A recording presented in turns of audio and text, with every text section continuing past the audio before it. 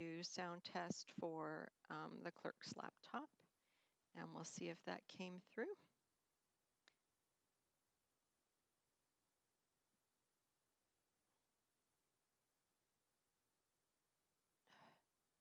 Gabby's got both.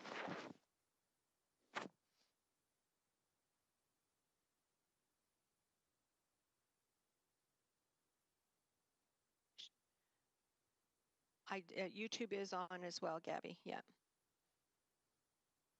Okay. Perfect. Excellent.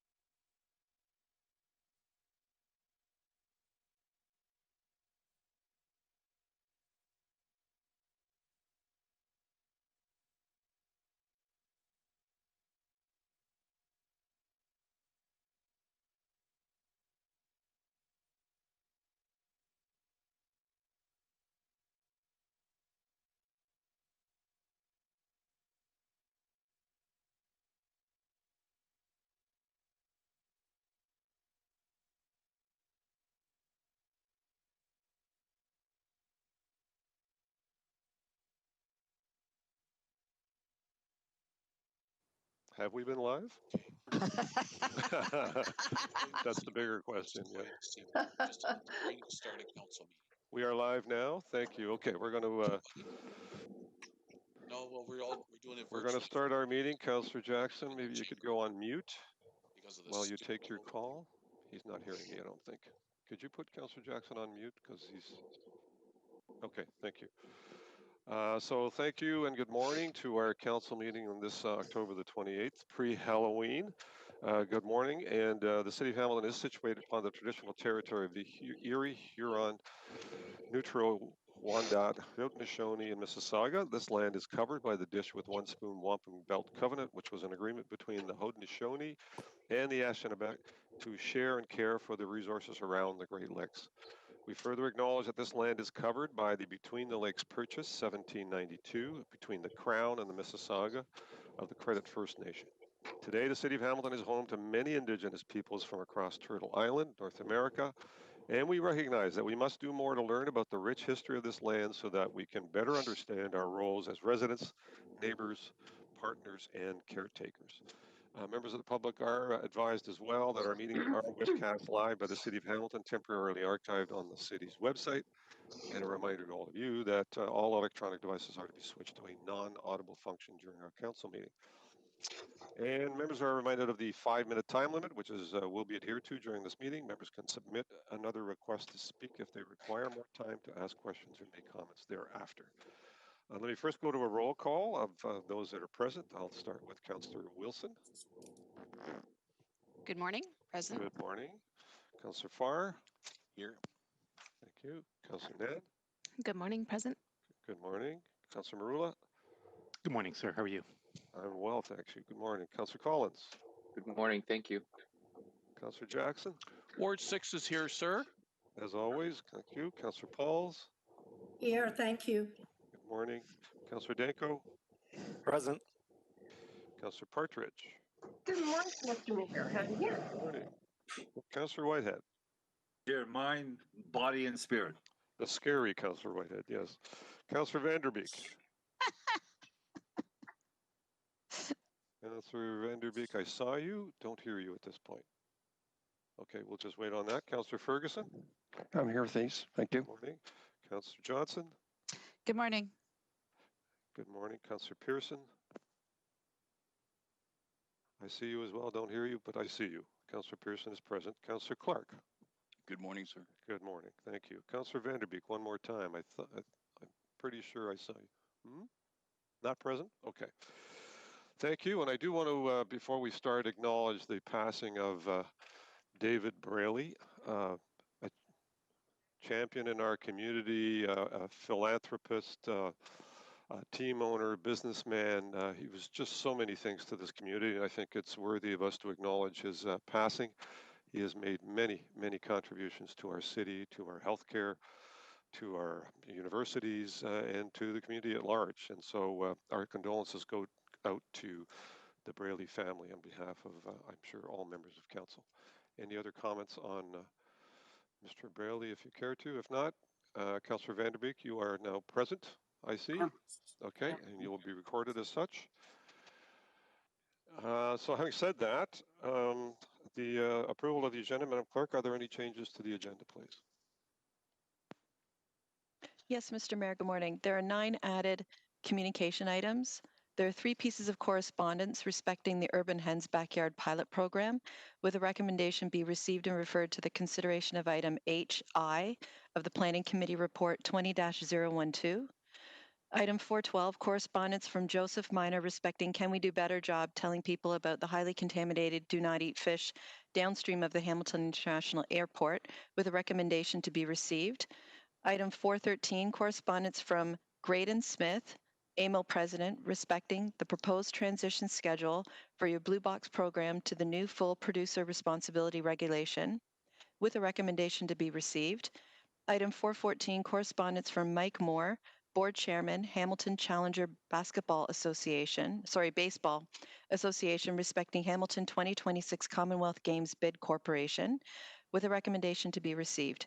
Item 415, correspondence from Fawn Hibbert Briscoe respecting long-term care homes in Canada, our armed forces, the Legion, and Remembrance Day, with a recommendation to be received.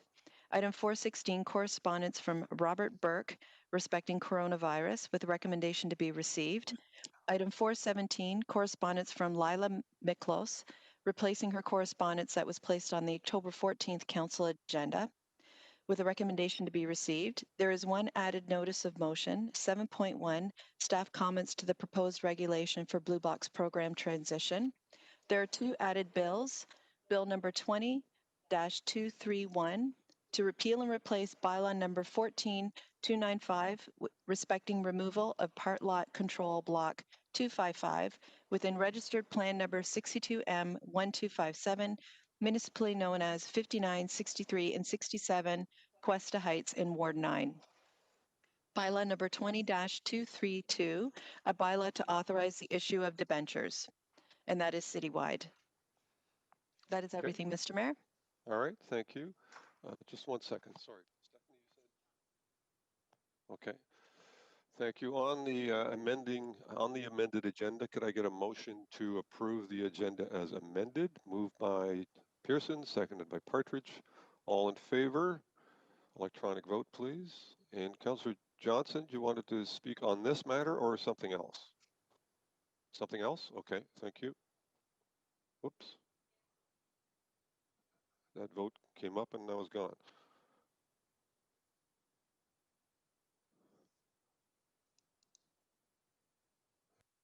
All right.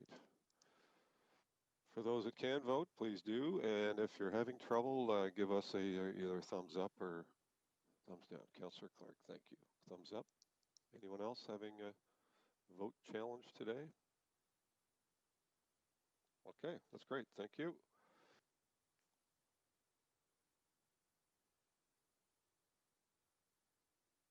And that's carried. You, Councillor Johnson, you wanted to speak on something. I'm not sure which. Go ahead. Thank you. And it's on 4.12, and this was a letter that was written by Dr. Joe Miner.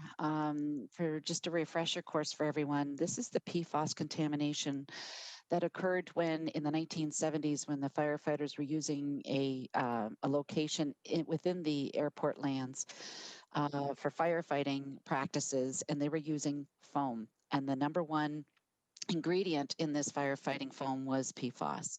PFAS went from into the pond all the way down water into Lake Nyapanko in the Bimbrook Conservation Authority, and all the way from there to the Welland River. So Dr. Joe Miner has been heavily involved with this issue, and I totally respect his work. I just think that instead of receiving this letter, we should be endorsing it, but sending it to Fisheries Notions where it belongs, so that Fisheries Notions can take this file and start broadcasting it a little bit more, what fish can be eaten from the airport all the way down to Lake Nyapanko, please. Okay, appreciate that. So I respect all of that. We haven't gotten the communications yet, but we'll. Oh, I'm I sorry. can just ask you to put you on hold on that one, and then we'll adjust. I'll just say ditto at accordingly. communications. You're yeah. So we've got a couple of things to do, and then I'll come back to you. Declarations of interest. Any declarations of interest? Councillor Ferguson, go ahead. Yes, thank you, Mr. Mayor. Item 4.5 is a letter from Anthony Rizzuto of Blue Line Taxi, and I'm an investor in that business, so I'd like to declare conflict. Okay, thank you. Duly noted. Anyone else? Any declarations of conflict? Seeing none, thank you. City Council meeting as of October the 14th, the minutes. We need an approval of those minutes unless there's any comments or questions. Can I have a motion to approve? Moved by Pearson, seconded by Partridge. Any comments or questions? If not, all in favor, electronic vote, please.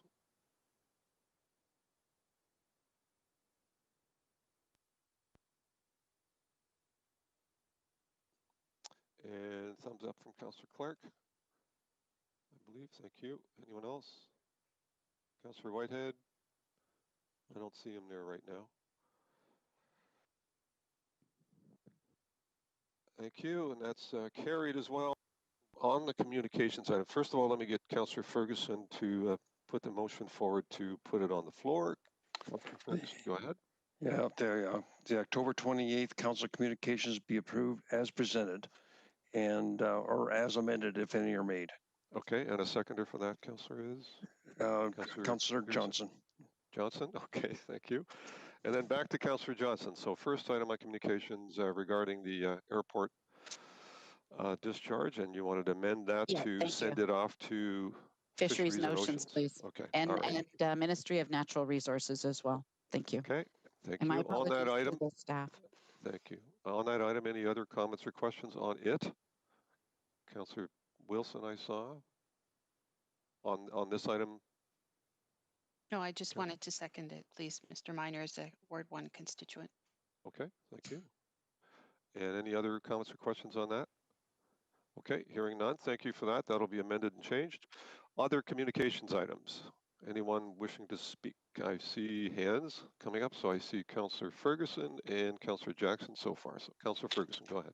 Yeah, item 4.4 is correspondence from the Solicitor General respecting court security and prisoner transportation. And during my tenure in the Police Services Board, this was a significant issue for us, and where they uploaded court security and prisoner transportation, and I see it was only sent to the CIOs of the municipalities. I think it should be copied over to also to the Hamilton Police Services Board for their consideration.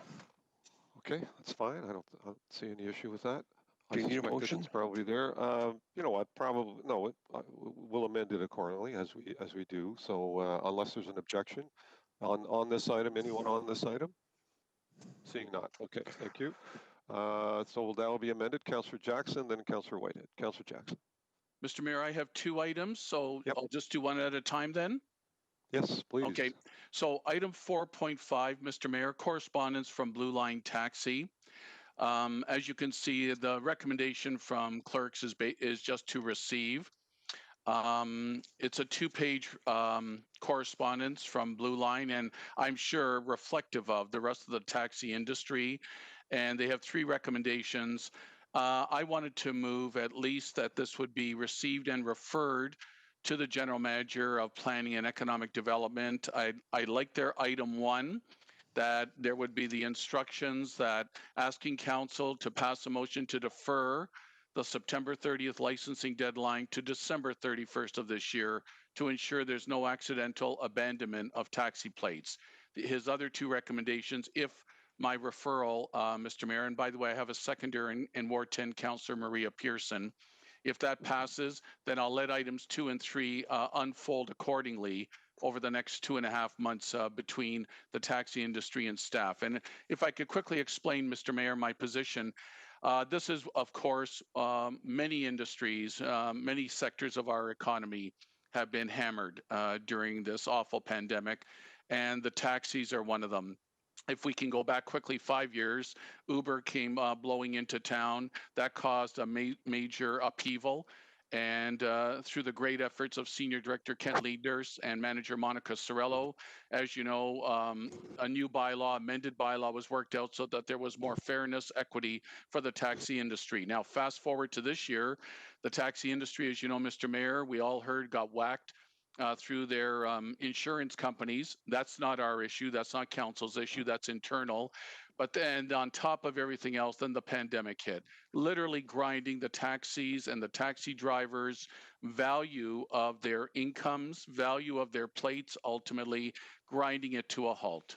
And they are doing their darndest to recover to some degree. I want to remind our community that of the approximate, to my knowledge, 440 plates in existence, they pay about $1,000 each. We get close to $500,000 annually under normal circumstances, revenue that council, Mr. Mayor, can count on from our taxi drivers, the brokers, and the industry.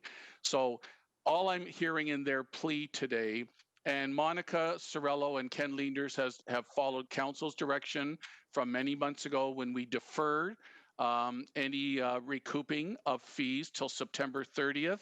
But now Manager Sorello and Director Leaders are rightfully following through on now following up with the taxi industry and saying, hey, fees are owed. You know, if you're not going to pay your fees, at the end of the day, we count the corporation may need to absorb your plates, and there'll be an abandonment of some plates.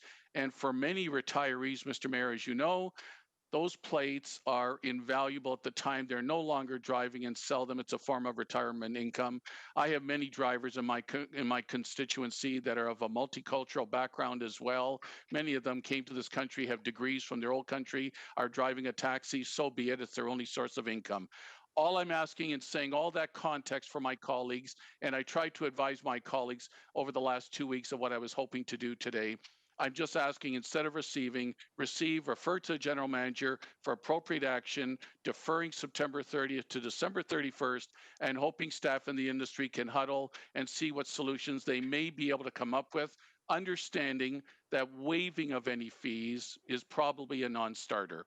Thank you, Mr. Mayor, for allowing me that. Seconded by Councillor Pearson. Thank you, Mr. Mayor. Okay, thank you. And you're referring that to the planning department for a report back, but not necessarily a decision at this point. I think you Correct. characterize a decision in your speech there, but that's not what you're asking for at this point. No, Mr. Mayor, I'm sorry if I insinuated that. All I was saying was to refer to staff and let the deadline of September 30th be extended to December 31st. Otherwise, municipal law enforcement could now move in and say, hey, if you haven't paid any of your fees, we could hypothetically absorb those plates. Understood. Thank you. Thank Any you. comments Thank you. on that topic singularly? I've got Councillor Whitehead, Councillor Pearson. On this topic? Yes. Councillor Whitehead? Yes. Go ahead. So, Mr. Mayor, I actually took a brief minute to walk away from the video to change my costume, because clearly the costume I had on, you didn't recognize me when I wanted to speak to Dave Braley's comments. Okay. I have changed. I hope you recognize me now, and we can move forward. And you are, sorry? Councillor Whitehead, thank you. Oh, okay. All right. Yeah, I think I recognize you now. So in seriousness, I tried to use the mic. It wasn't letting me in. I did put my hand, and clerks should be able to identify. I had my hand to my chin the whole time, and I wasn't recognized. So whether it was a mistake, I'm not blaming anyone. I just want to say I did make an effort. It was absolutely a mistake. If nobody caught it, we wouldn't willfully not acknowledge you. So go ahead. That's why I added a little levity with the costume. Thank you. On this one, Mr. Mayor, the other concern I have is there's a portion of the taxi industry that provides direct services to DARTs. Wait a minute. You wanted to speak to the Mr. Braley issue, I thought. Well, yeah, I did, but I don't know if we passed that time, and now you already recognize me for this piece. Okay. All right. Go ahead. I'll speak to both Dave Braley when we have statements, Mr. Mayor. Okay. All right. Anyway, on this piece, in the taxi industry, they provide some services and subcontract it with DARTs. And in fact, we have 3 subcontractors that provide services to DARTs. And there's a tangent argument, because there is the taxi industry involved in providing those services. And my concern, Mr. Mayor, is that we've had to surplus with DARTs as a result of COVID, but we have carrying costs of these subcontractors of over 50 vehicles that are not being considered by HSR or ATS. So we can virtually have our subcontractors go bankrupt with no relief or any consideration. So I want to put that on the side in the context of part of it impacts the taxi industry. So I want that consideration as we move this forward to the appropriate body to consider those other very significant issues. Okay. Thank you. Councillor Pearson?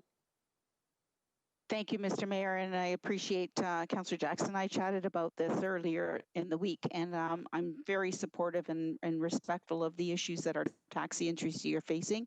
As a matter of fact, I believe it was on the news last night that Toronto is also having major issues. One of the biggest issues with the taxi industry is their insurance coverage costs. So very supportive, and I know staff will always come up with something that we can work around. So appreciate that, and pleased to second it. Okay, thank you. Councillor Clark? Thank you, Mr. Mayor. So I have no problem supporting the motion to defer to the end of December. The proviso would be, I'm not on for waiving of fees.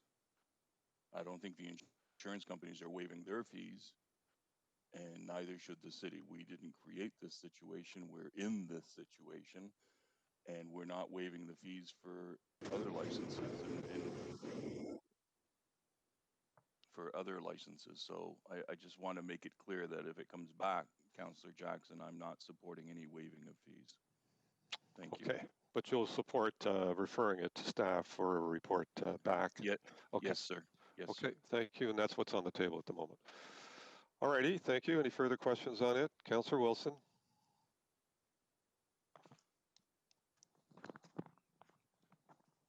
Sorry, Mr. Mayor, I've just heard two different things, and I don't think your remarks are reflective of the intent of the councillor, because it's, just so I understand, it's to refer to staff, not for report back but for an extension until the end of December. It's actually a referral for action, is it not? May I ask through you to the mover? Yep, Councillor Jackson? Yep, we'll unmute you. There you are. Okay, yeah, Mr. Mayor, no, through you to Councillor Wilson. My apologies, Councillor, if I caused any confusion. No, my referral motion is to refer to staff for the clerk's uses always the term appropriate action, and under appropriate action, number one, to extend the September 30th deadline officially for staff, because otherwise they're enforcing as of now, to extend it to December 31st, and to also allow time that I would hope the industry and staff could huddle to decide exactly the current state of the industry and what the future might be, and if there's anything that they could collaboratively come back to council with. So yes, it's not only a referral to extend time, but no obligations whatsoever that solutions will be found. Waiving of fees to Councillor Clark is a non-starter, in my opinion. I thought I had stated that as well in my speech. Again, I'm sorry if that wasn't clear. No. But this is a referral to staff, and I would hope during the 2.5 months, if it's approved, just like they did with Uber about 5-6 years ago, staff huddled with the industry to see what they could do to mitigate the impact overall. Mr. Mayor, I hope that clarifies a bit. Thank you. Okay, thank you. Thank Councillor you. It Wilson? does. Yep, that's what I thought. Thank you. Okay, we're all clear on that one. Any other further Thank you, comments on that item? Seeing not. Councillor Jackson, back to you on another item. Oh, okay, Mr. Mayor. So that will be reflected in the amendment on communications. Yes. Okay, correct. Thank you. Yep. Okay. Mr. Mayor, on 4.8A, this is about the newest regulations. I hope either Dr. Richardson or Dr. Ninh Tran are in attendance. This is not my constituent, but it's reflective of what I've heard. And this is about the latest regulations from our MOH and our EOC regarding gyms and fitness clubs. And Mr. Mayor, you know, this faithful Ward 6 councillor through this pandemic has followed faithfully EOC and MOH recommendations and ultimate policies and approvals. I'm having some difficulty myself. I get the SpinCo thing and what happened. Awful, and it's kind of been a blight for the rest of the gyms and fitness club owners in our community. I have a couple up in my industrial Red Hill commercial park that are suffering more because the latest municipal regulation from Hamilton, not the province, because I thought this was provincial. I checked with my provincial sources, it's not. It's from within our municipality to impose a 3-meter separation, not 2-meter, within the gym club. And on top of that, wearing a mask while exercising. Now, Mr. Mayor, I'm the furthest thing from a fitness model that you'll ever find, but I'm trying to understand, even if I was doing a brisk walk and keeping that mask on, even doing a brisk walk, I could see how that could be problematic and potentially a little dangerous from the other end of the health spectrum for those working out. So through you, if one of the doctors are here, because I got a couple of gym owners that are saying, Tom, we're not SpinCo, we're taking extra measures, but these last two regulations municipally, only in Hamilton imposed, not provincially, are really creating business hardship. Thank you. Mr. Mayor, please. Dr. Richardson's on the call. So Dr. Richardson? Please. Through you, Mr. Mayor. I understand the challenges and concerns around the gym piece, and you're absolutely right. These are local, and I want to be clear, they're recommendations. They are not regulations. And so they are recommendations to gym owners to follow the guidance that we've put out. And so as we went through that particular former outbreak and consulted with the province based on their experience with other outbreaks in other jurisdictions and looked at evidence that they were considering from elsewhere, we found, given we had experience with this, and we were encouraged to do, to put out some recommendations in the meantime that appeared to address the factors that may have contributed to the outbreak, but weren't yet in the provincial guidelines. And so we did that and put them out, and they included pieces like increasing distancing to 3 meters, like the piece about if you're coaching or participating, that there's no singing, there's no yelling, there's none of that, that use a mic if you're an instructor, and consider using use a mask during exercise. And if you find you can't do those things, to then consider doing your exercise in a different way. So, then taking it outdoors or doing something else in order to reduce the risk. So for now, they are recommendations for the gyms. They're intended to be for high intensity activities. So we are going to give an issue today or tomorrow, just some clarifications to the gyms around which activities it applies to, what the circumstances are, and go forward from there. Thank you. Councillor Jackson. Mr. Mayor, I thank you, Dr. Richardson, because you've now raised a point that I need to do a follow-up. And Mr. Mayor, I appreciate your indulgence. If my 5 minutes has come and gone, I need to pursue a further point now that Dr. Richardson has raised. So I'll leave that to you, Mr. Mayor. If Well, my you can time ask is the up. question. Can I please? Can I? Please, yeah, you have a minute. All right, thank you. So Dr. Richardson, recommendation, you just said, versus not a regulation. I can tell you from the couple of gym owners in the business park, they took your recommendation to be new regulations of the 3 meter and wearing a mask, which they have told me they cannot comply with, especially the mask wearing while exercising. So I need to, Mr. Mayor, convey to them, or between Dr. Richardson and MLE, Senior Director Ken Leenders, I need to accurately, honestly, clearly convey to them, if it's a recommendation, then that's all it is a recommendation to be more careful, and here's what we recommend. But Mr. Mayor, it's not a violation of a regulation if they don't. Okay. I need to get that further so that's the clarified. question. Thank you, Mr. Mayor. Dr. Elizabeth? Through you, Mr. Mayor. Indeed, it is not a regulation. It won't be enforceable in that way, under the mask bylaw in that sense. However, I would continue to say these are our recommendations in order to reduce the spread of COVID-19 in high intensity workouts. And so, I would encourage them, rather than finding ways, as we've been talking about throughout this, rather than finding ways not to do it, to look at ways that they can modify their classes, modify their situations so they can do it. But these are learned, gym owners, and we all ultimately have to take personal responsibility for how we're going to operate our businesses and how to do it best. And we understand what's a high intensity workout, what may not be. And so they need to look at it, consider it in that light, and decide how to move forward. Thank you. I appreciate to next speaker. Yep, Mr. Mayor, can I just say I appreciate the sincerity of Dr. Richardson's response, and I think I know how to take it from here. Thank you, Mr. Mayor. Thank you. Councillor, on this item now, Councillor Clark. Thank you, Mr. Mayor. So the the recommendations, does it also include only 9 people in a class with the coach? Because I heard that from a gym. Thank you. That's right. Doctor. Through you, Mr. Mayor, that's right. That it would be 10 people in a room. So these are for the small, fitness rooms that are where people are working out. Yeah. So do we define the size of the room? Like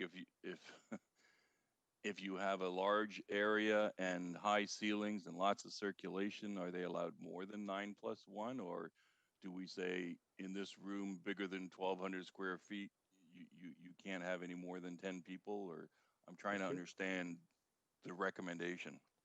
Doctor. Through you, Mr. Mayor. So those specifics are what we're looking to the province to establish in their guidelines when they reissue them.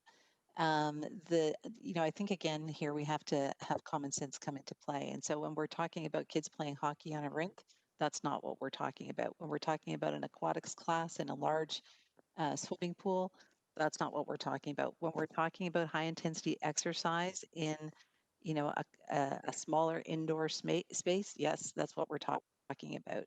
And so, people have to go forward and look at it and say, okay, right now, do we think this meets it? Do we think it doesn't? But ultimately, we'll look to the province to bring something that gives some more specifics based on the evidence. And the recommendation about not drinking water in the exercise room? Through you, Mr. Mayor, I have to go back and look at that one because that's the piece in the recommendations that, we're just going through them again to clarify all the way through. But I'll go back and take a peek at that one and see how we've got that expressed. Okay, and so are we going to clarify exactly to the gyms that these were recommend? I mean, I'm struggling to find the words because I'm finding a recommendation in the middle of a pandemic as opposed to a regulation leaves it open that the property owner is just going to ignore it and there's risk inherent in that. So I'm struggling to figure out why we're not regulating. I understand the political desire to make recommendations, but at the end of the day, it shouldn't be a political decision. If the risk is there and it's a small room, then you can't have more than these people, and this is the regulation. So help me understand why we're now using terminology recommendations. Thank you. Through you, Mr. Mayor, to do the full evidence review requires a fair bit of resources and is already underway by our provincial counterparts in looking at guidelines that have a full legislative framework within which they're established. And so rather than duplicating that research and that those actions, which we don't have the staff to do, and given that there's a regulatory framework that they're already working under with the Reopening Ontario Act, the ROA, we're looking to them to do it. However, in terms of timeliness and having some information out there to people about what they can do to reduce their risk, we felt it was important to get that information out to both the gym owners and the public about what they can do to reduce their risk while that process is completed. So these are our recommendations pending any new regulations from the province. That's right. Do we have timing on when they're going to come forward with a decision?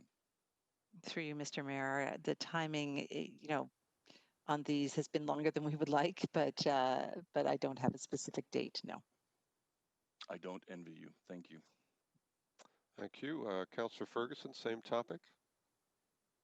Yes, it is, Mr. Mayor. And, Okay, and coincidentally, I want to thank Councillor Jackson for bringing this up because I was going to bring the same issue up. I got an email a couple of days ago from a gym operator here in Ancaster, and it's a high intensity gym. Like there's bicycles and lifts and whatnot, and they've been open since March 1st. So they opened just before the pandemic hit. Councillor Ferguson, we're not hearing you. You hear me now? Okay, you're breaking in and out, unfortunately. Okay. I can hear you now. Okay, is that any better? Keep going. Yep. Okay, so I went and visited this gym yesterday, and they said that their customers could live with the masks if they had to. It's not easy. They've already separated all their equipment by 9 feet to comply with that. But they were very concerned that because it's a 3,000 square foot facility, much bigger than Spinco, and they're being pulled into the same, which I thought was a regulation too, just like Councillor Jackson did. They're concerned that they're only allowed to have 10 people, including the instructor, which only takes up about 10% of the gym. So I just want to be clear, as Councillor Jackson was, I can reply back to them now and say the mask, the 9 meter separation, the 9 foot separation, 3 meter separation, and the limit of 10 is a recommendation only, not a regulation. However, it could change if the province imposes this at a later date. Have I got that all right? Through you, Mr. Mayor, that's correct. Okay, that solves a big problem for me. Thank you very much. Thank you. On the same topic, Councillor Whitehead. Yeah, so I am a bit concerned that we take a narrow band solution to these things. When I worked, Dr. Risher, when I worked in the mines, we had big issues with CO2 and and ventilation. So we had exhaust air and fresh air, forced air, to move the air out and ensure that it was good air for the miners to breathe.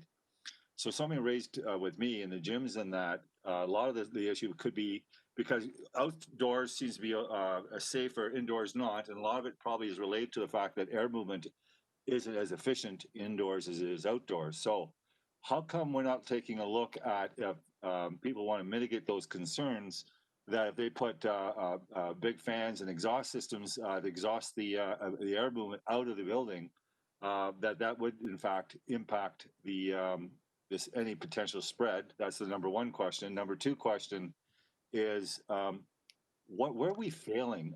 How is it that a person with COVID-19 is even accessing a gym? So where are we failing, not capturing through tracking and through testing these individuals before they potentially put other people in harm's way? Doctor? Through you, Mr. Mayor. So to take the first question first, the issue of ventilation is absolutely one that is important when it comes to COVID-19. When we're talking about gym spaces, there are already recommendations in the provincial guidelines around ventilation and following what are called the ASHRAE, which is the kind of guru of guideline setters for ventilation, that they follow the ASHRAE guidelines for ventilation for gym facilities. Further, when it comes to COVID-19, looking at ventilation is another issue. It is absolutely an issue around fresh air exchanges, but it's also an issue around how air is blown around a room, for example, because we know as well that it can contribute to spread if you've got blowing fans and those sorts of things as well. So it's a delicate balance when it comes to ventilation, and we're hoping that some clarification around that will be forthcoming in the guidelines. But even now in the guidelines, there are recommendations to ensure that these kinds of facilities follow the ASHRAE guidelines for gyms.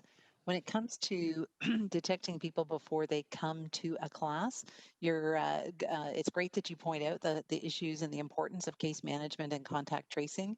And so that's why it is so important that anybody who is ill go forward, be tested, and then that we're able to do the contact tracing so that those people who have been exposed to that person are isolated and they're not going out to infect others, even before they're symptomatic. And that is the challenge. It's the even before they're symptomatic piece that is part of the challenge. We know that this virus is contagious 2 days before you develop symptoms. And if you don't know that you've been exposed to the virus and are in the process of getting sick, but don't yet know it because you don't have any symptoms yet, that is the challenge when it comes to any sort of setting in terms of people screening themselves and not going out, but also if there's screening happening at a facility like a long-term care home or a gym when you arrive, they can't detect it if you don't know that you were exposed to somebody and you're not having any symptoms. So I appreciate the answer. I guess my concern is, to me, it appears in many of the calls and emails I receive is that we're failing in the context of testing one. So and the testing is basically you have to make an appointment as opposed to a proactive of almost forced testing. So you're trying to test most of the population. And then tracing. So we're allowing people to get through the net and affect others. So most people are seeing it as a failure of our process in the context of the spread of COVID, and it's not an issue of people not wearing masks or wearing masks. It really is the fact that people infected are allowed to roam and infect others, and we haven't got a good system in place to, one, identify who they are or track who they've infected. Is that a fair criticism? Through you, Mr. Mayor. In fact, I would differ with what you've expressed, Councillor Whitehead, on both counts. When it comes to testing and testing people who are asymptomatic, we've gone down that road and we've seen that it's not a fruitful one. Okay, And it is not fruitful on two fronts. One is that it uses a heck of a lot of resources to try and find something.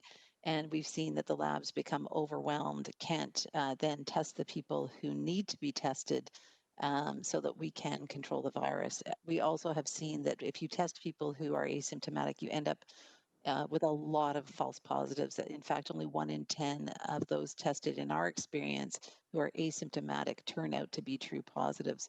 And so it's really important to understand that path and why the government changed their recommendations around testing and why they continue to do some very targeted asymptomatic testing, some screening, but it is very targeted and thoughtful in the approach it's taken, and it's not a general screening with testing for everybody. Thank you. The second piece That's is just fine. around the contact tracing, and I think we're doing a very good job of that. And in fact, we have found we just were complimented last week on the fact for us almost the degree of cases that are community acquired is much lower than elsewhere. That's great. Councillor Whitehead, that's your time. Can I just ask about the 15-minute testing that basically most experts are saying that should be implemented right across the population? Okay, thanks. And then we'll go to our next speaker. Dr. Richardson, go ahead. Through you, Mr. Mayor, the rapid tests, as they're sometimes called, or the point of care tests, those are something that are being considered. Our experts on our regional testing advisory committee, which include experts from McMaster University and all over Southwestern Ontario and others that are reviewing them, are concerned again about the degree to which they are able to both detect and COVID as well as not produce false positives. And so that's all being worked out as we speak. Thank you. I have Councillor Marula and then Councillor Pauls. Councillor Marula. Thank you, Mr. Mayor.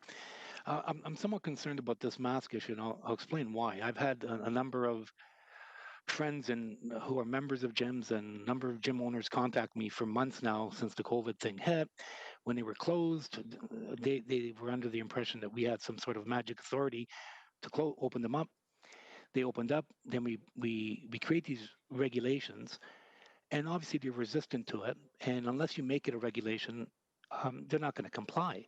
So now they've all reached out to me. I was very firm, I was consistent, and I defended the science.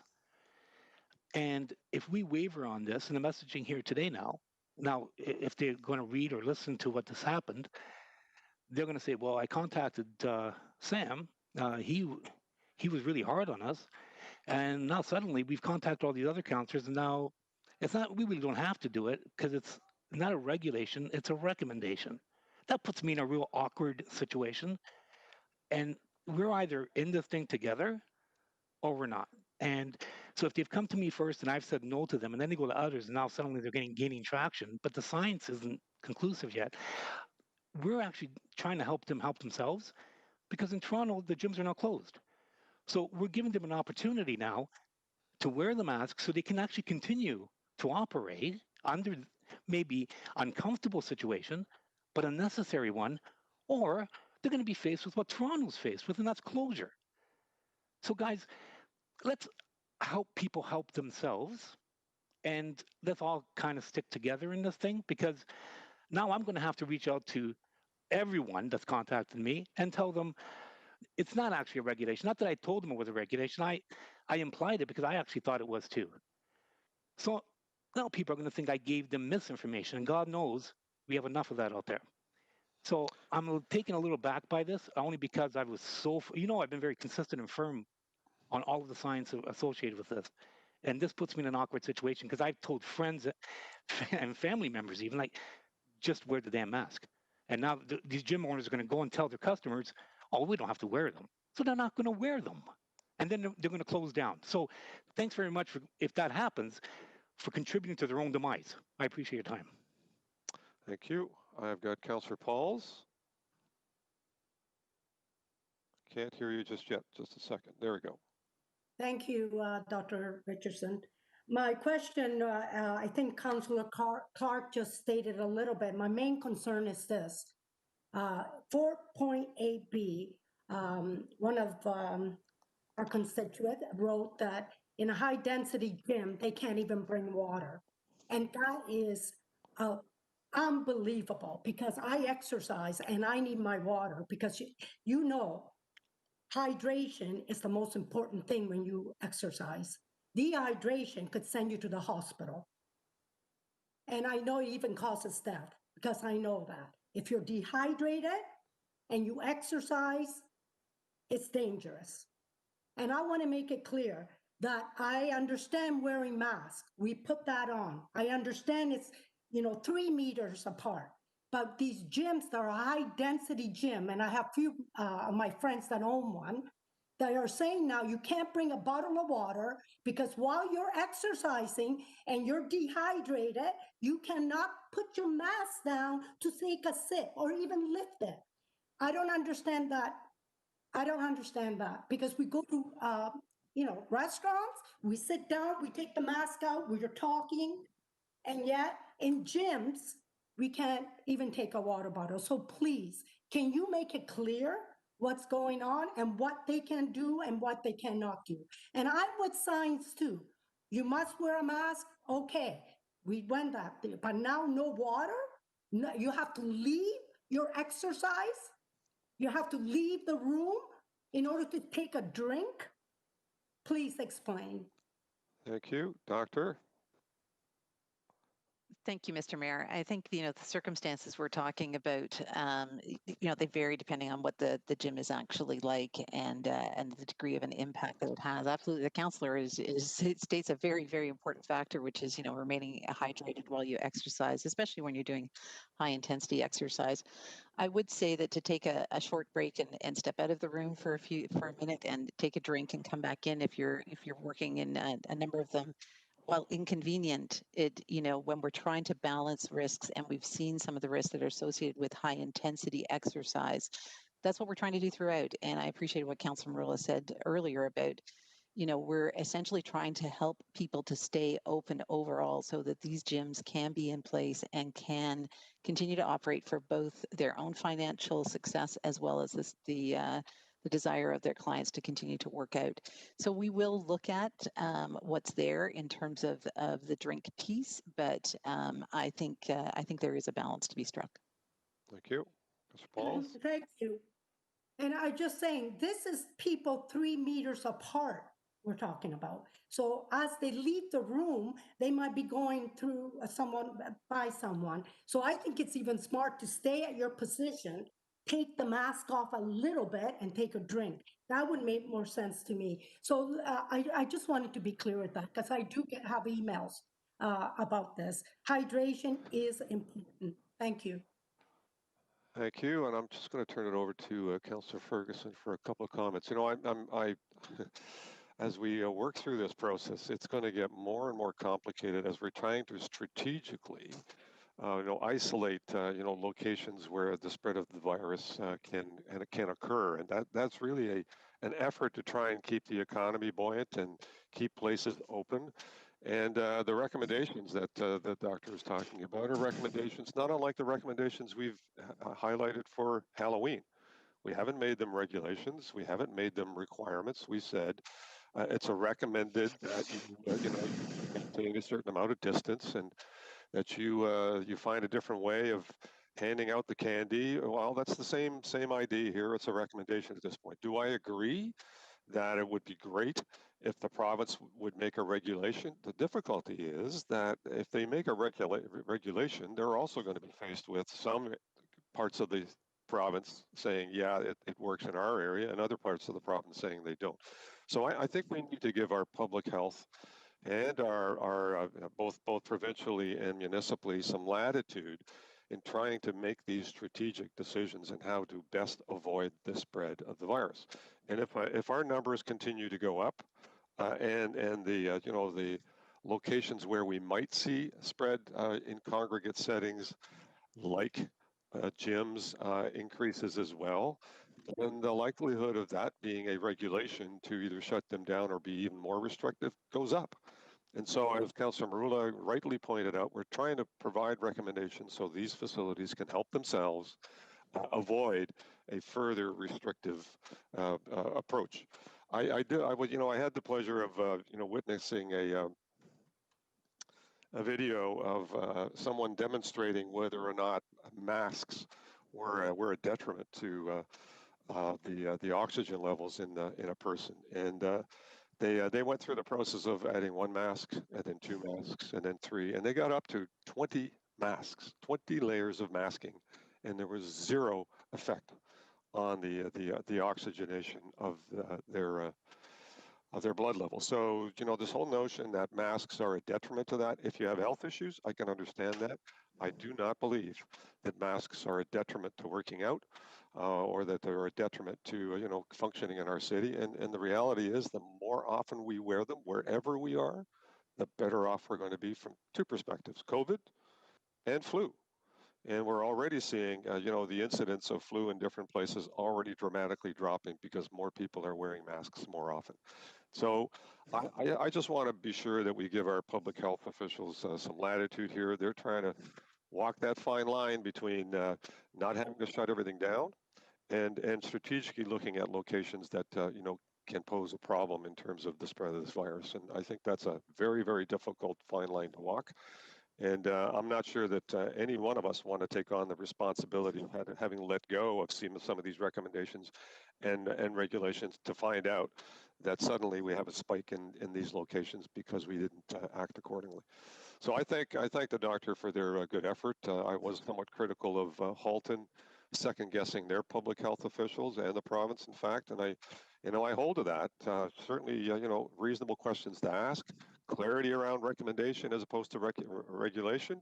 It would be better if the province were more specific, and I hope that they get to that. But in the meantime, let's continue to support our public health officials that are putting a lot of time and effort into working on specific locations and how we can best avoid any kind of virus spread. So thank you, Doctor, for your answers. And just to go back to item 4.8a and b, my assumption is, Councillor Jackson, since you started this, that you're satisfied that that public health will make a greater clarity on the difference between the recommendations and the regulations for the gym operators, correct? Thank you. Councillor Jackson. Thank you. Yeah. All right, appreciate that. I'll take the chair back. Chair's yours, Mr. Mayor. Thank you. Any other comments or questions from anyone on that item? Okay, so next item, any other items of communications to be addressed? Not seeing any, thank you. So on the amended communications items, we'll call on the vote electronically to approve, moved by Ferguson, seconded by Johnson.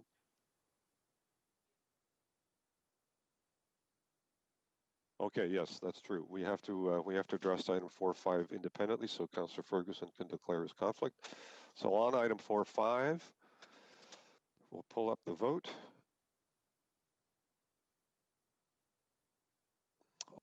Favor, vote should be there.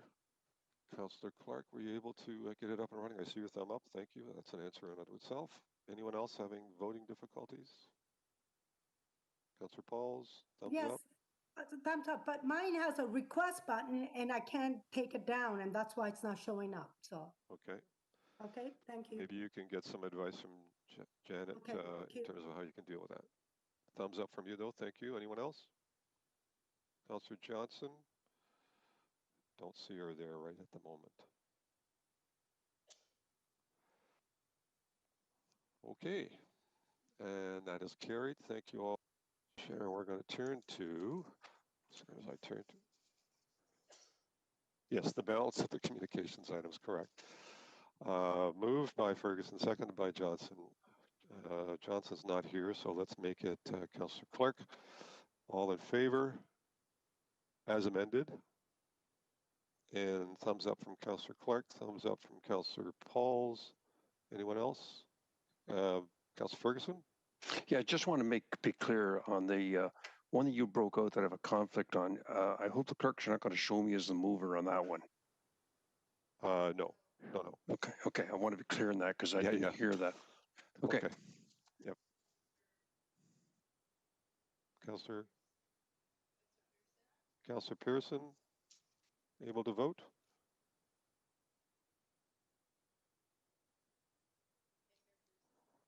Okay. Can't hear you just now, Councillor Pearson. Sorry, Mr. Mayor. I'm saying for the clerk that the vote came up, the green circle went around and it cleared. It came up again and it cleared. I could not indicate my vote. So. Okay. But your vote is?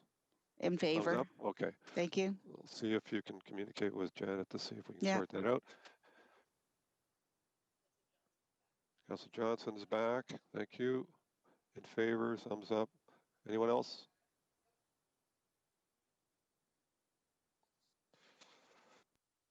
All righty. Thank you. And that's carried. And we're at item 5, which is the Board of Health report. Councillor Ferguson, again, a motion to. Oh, sorry, Okay. Councillor Ferguson to move into committee of the whole. My apologies. Yes, thank you, Mr. Mayor. Moved by myself, second this time by Councillor Pearson. The committee move into committee of the whole to consider committee reports. Thank you.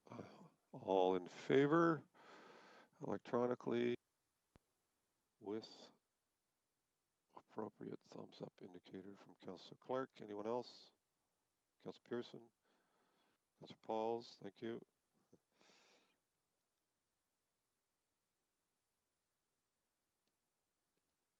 And that's carried. Thank you. And item 5.1 is the Board of Health report. Councillor Ferguson, again, a motion to put that on the floor.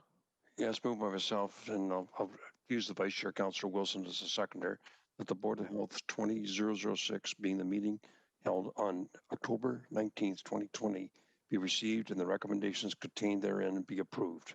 Thank you. Any comments or questions on any items in the Board of Health report? Seeing none, we'll go right to the vote then. Thank you. All in favor or opposed?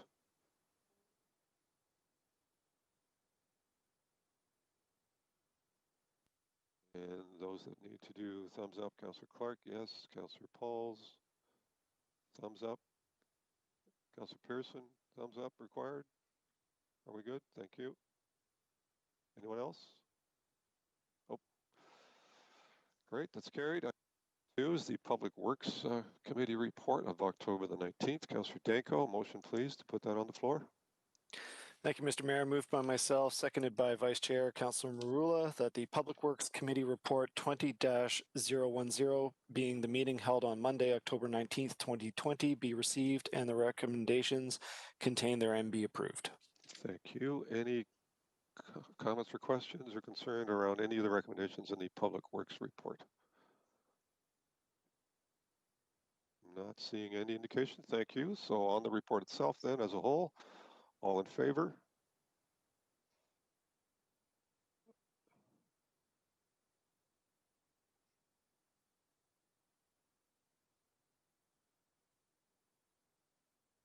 Sorry, Janet, I'm not hearing you. Okay. The vote should be coming up in a second.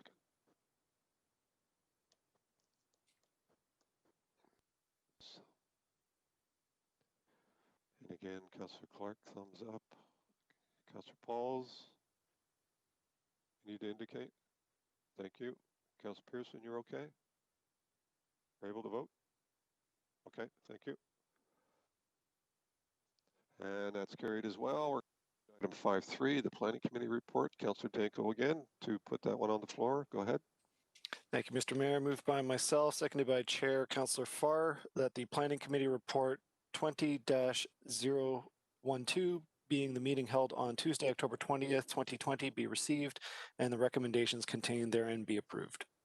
Okay, thank you. And on one of the recommendations in the report, Councillor Wilson, you had something you wanted to raise. Go ahead. I would just like a separate vote on it. Item 2, please. Item 6.2. Okay. Alrighty, we can do that. Councillor Nan as well. Go ahead. On the same item.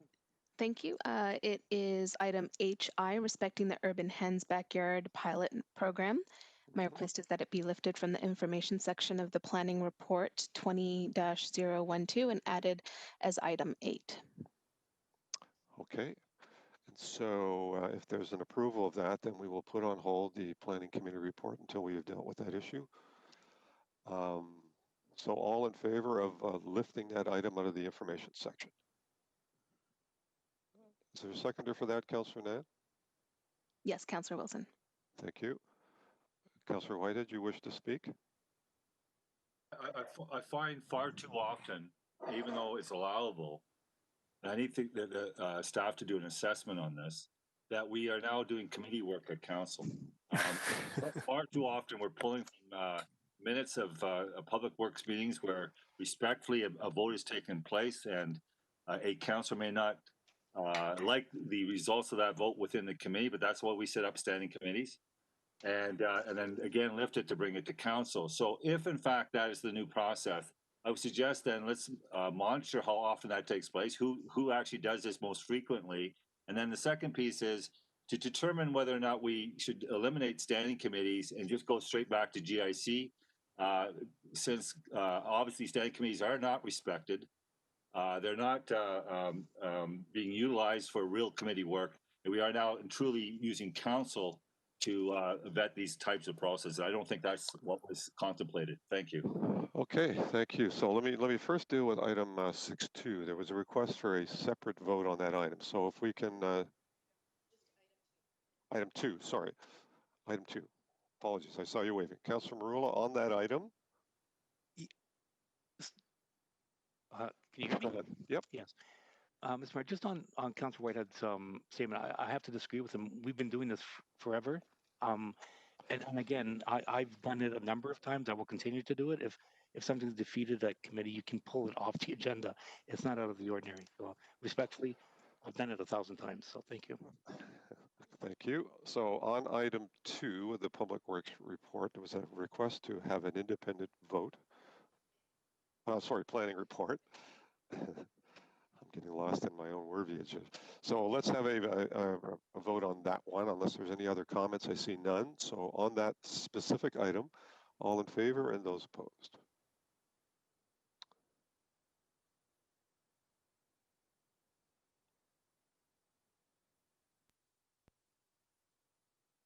And Councillor Clark, thumbs up. Councillor Pearson, want to speak?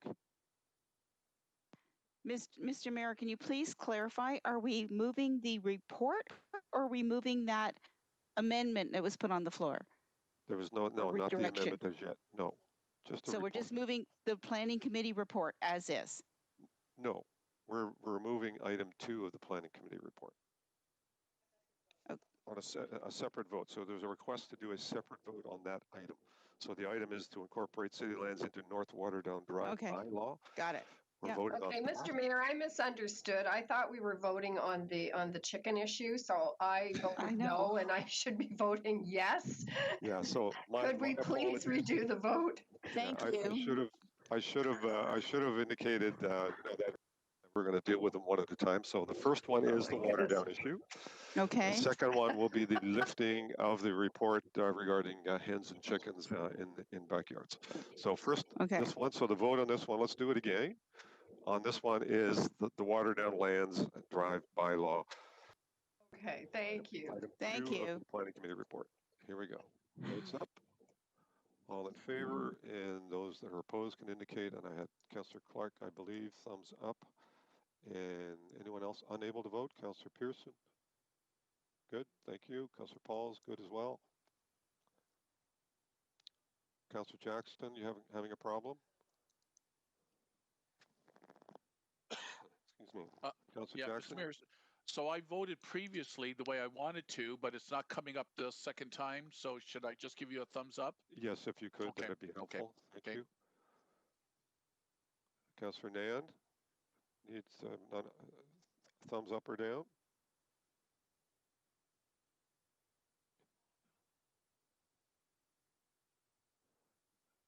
Can't quite hear you if you're speaking, but I didn't hear your indicator. Are you in favor or opposed?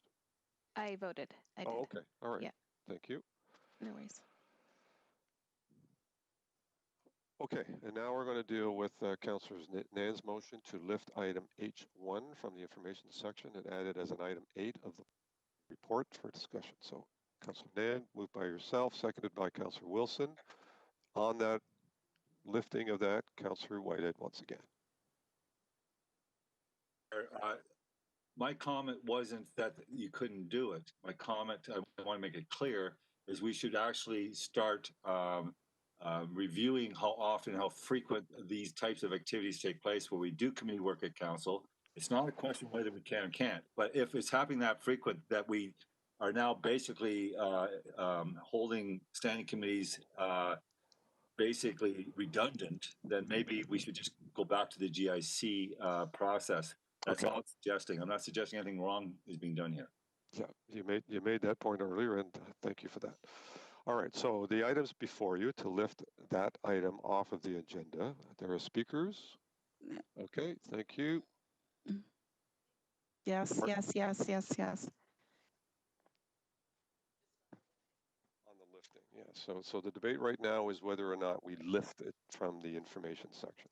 I have Councillors Ferguson, Pearson, so far. Councillor Ferguson, go ahead. Yeah, I can't support this, Mr. Mayor. We had a long debate, listened to delegations of planning. It was soundly defeated at committee. I won't give the long speech again on why we shouldn't lift this and why we shouldn't permit hens in an urban area, but I'll save that speech should the motion to reconsider pass. But I would support that it failed. I think that's my only question. So I will be opposing this motion. Thank you. Thank you. Next is Councillor Pearson. Thank you. Thank you, I've got Mr. Mayor. Councillor And Partridge as well. Thank you. yeah, Go ahead. thank you, Mr. Mayor. And I just for the viewers and also for us, because we jumped around a bit here, can we kind of get an overview exactly what this is? Because I'm jumping back and forth from eScribe, then trying to get into the agenda for the minutes. And by the time you get into that, then I miss the vote. So can you just clarify, this is on the keeping of hens in urban area, correct? Correct. Yep, that's right. Okay. Which was rejected by committee. Yes. Was in the information section. So Urban Hen Backyard Pilot Program. Okay. A number of whereases that were introduced at committee, and it was rejected, defeated at the committee. Correct. So there's a request here to lift that back into onto the agenda for further discussion. Thank you, sir. Appreciate the clarification. Thank you. I had Councillor Partridge, and then Councillor Nan. Councillor Partridge. Yes, thank you, Mr. Mayor. And just to confirm, this vote is on lifting. It is not on the actual motion. Is that correct? Yes, this is just lifting it out of the information section. Okay. If we fail to do so, it will remain in the information section as defeated.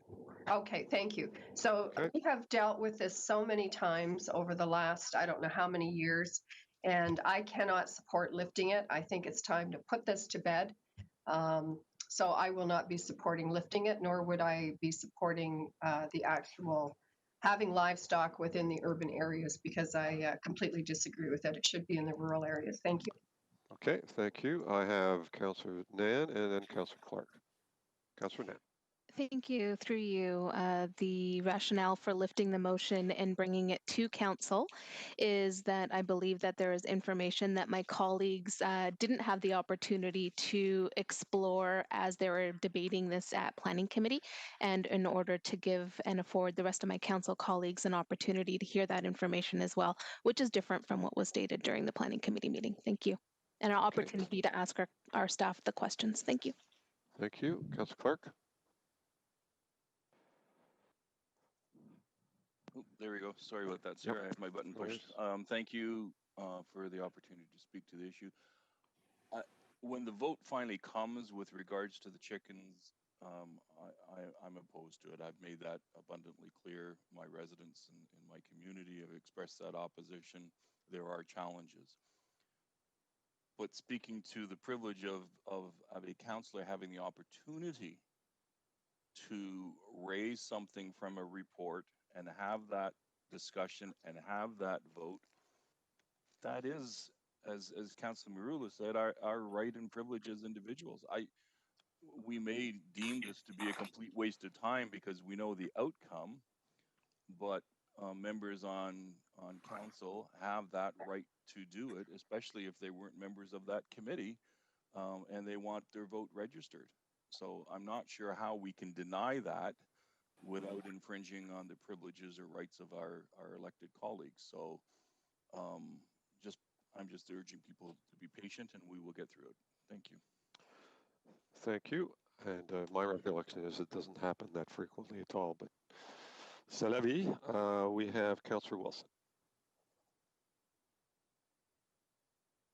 Oh, just similar to the last speaker. It's a prerogative, I believe, of this council. If you're not a member of the committee, we afford you the opportunity to lift a motion and debate it and vote on it. So I would strongly support bringing it forward. Thank you. Okay, so the motion, Councillor Farr. This is on lifting now. Councillor White, I see you. I mean, I hope we don't go over the same territory one more time. This is now talking about the lifting of this item out of the information section. Councillor Farr, then Councillor Whitehead for a third time. Councillor Scary Whitehead. Just on this point, it was actually this item many years ago, 2 terms ago, when we first took a look at backyard hens. The argument actually went to planning. It won, I believe, and then it came to council. Someone pulled it and it lost. It was a very close vote, but it's a real good example of this very issue actually having an opportunity for those who support this 3-ward pilot with a limited number of hens, Mr. Mayor. Same program being successfully implemented all around us in communities all around us. It's just an opportunity for those people who have really been dedicated to this to hear what all of council has to say. It's easy to predict where it's going to go. However, it is an opportunity for the mover, the actual author of the motion, who's not on planning committee, to have that debate. Thanks. Okay, thank you. And Councillor Whitehead. Then we'll get to the vote. I guess what is being ignored here is that this is not the first time we walked this plank, and it's not the first time we've had this debate. It's not the first time that we had all the information. So when a councillor says there's new information coming forward, that's not true, because I saw the information, and the information is consistent with information we received in the past when I was on the planning committee. So there's nothing new here. So an extensive debate took place at Public Works, at planning. A vote was rendered. Some people aren't happy with that vote, and so they decide to pull it and bring it forward at council. There's nothing wrong with that. I agree with councillors that said that, and I made that clear in my original comment. Nothing wrong with that. But this becomes a practice, a steady practice of undermining standing committees. Then the question is, why do we have standing committees at all? And okay, that's what you made that point the third time over, actually. Thank you for that. I appreciate it. We'll get to the vote on lifting it from the information section and bringing it forward onto the planning committee report for discussion and debate. All those in favor of doing that, please indicate, and those that are opposed indicate.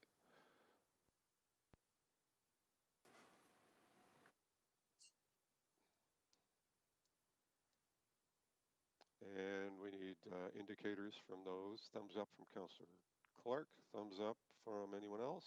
Councillor Pearson, did you able to vote? Okay, that's thumbs down. Councillor Pauls, up. Thumbs up or down? Sorry. She voted? Okay, thank you. Councillor Jackson, able to vote? I seem to have lost the ability to vote electronically, Mr. Mayor. Okay, well then let's do it manually, up or down. Okay. Thank you. Anyone else unable to vote?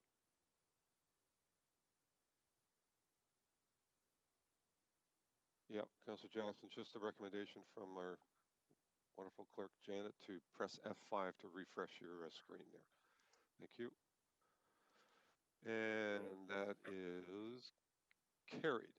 Thank you. And we're going to turn to Councillor Nan on that item. And Councillor Nan, go ahead. It's now listed as item 8 on the Planning Committee report. Thank you. I appreciate that. And thank you to my colleagues for keeping procedural consistency for those of you who voted in favor of lifting. A couple of questions to staff, since as a non-planning committee member, I did attend the planning committee. There were a number of questions that were asked and some comments that were made during the planning committee that I just wanted to have the opportunity to discuss on the public forum with council at today.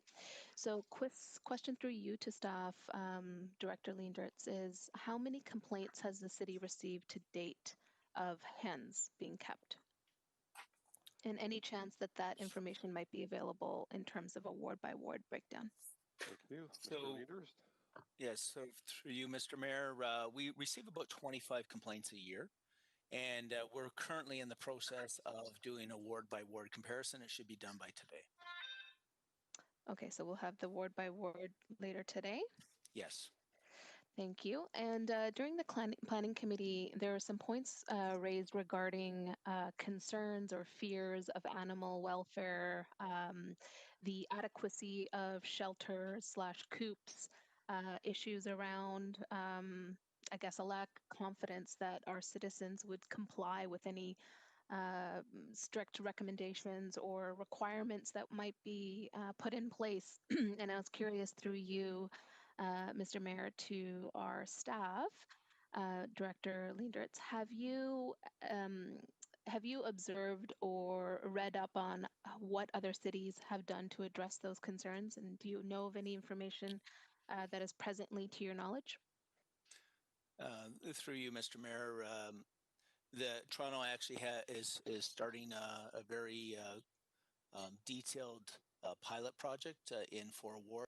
It covers a lot of those concerns on giving specifics on coop sizes and restrictions on how many chickens are allowed and that roosters are not allowed, and how to dispose of waste. So there is programs out there that have a detailed prescriptions on this type of pilot project. Thank you. I appreciate that, Mr. Leendertz, through the mayor to you. So the specifics in other municipalities that you are aware of as our director of MLE that is also in corresponding divisions in other municipalities is specifications that clearly outline the size of the coop, where the coop can be located in proximity to the backyard and neighbors. It covers off the welfare of the animal, including what to do if the animal becomes sick or if the animal were to become deceased. It speaks clearly in terms of waste disposal, what the requirements are of hen owners in terms of getting rid of the feces and etc., as well as what owners need to comply with in terms of licensing and registration. So is it your knowledge that in other municipalities, all hen owners who are permitted have to have a license? Through you, Mr. Mayor, that is correct. In the one area that I did look at, there would be a licensing regime of people that have hens in their backyard. I really appreciate that. Thank you, Mr. Leendertz. I had the opportunity to my colleagues to speak with Carl Bando, who is the supervisor of enforcement and mobile response in the city of Toronto in reference to the pilot that Mr. Leendertz referred to. I spoke to him this week. And he shared with me that the pilot program has currently resulted in a total of 80 households being registered and a total of 234 hens being registered. And to date, they've received 3 complaints on those hens. One was in terms of the care of the animal, and 2 were in regards to the hen's shelter, and all of those complaints had been resolved. I asked him what the success factors had been in his opinion, and he stated that owner compliance was very high, that he felt owners were taking much pride in their coops and the care of the hens, and that they themselves cared very much about the tidiness of their backyard, and hence, there was a thorough regime in place. He believed the other success factor was the fact that owners and hens are registered, they are licensed.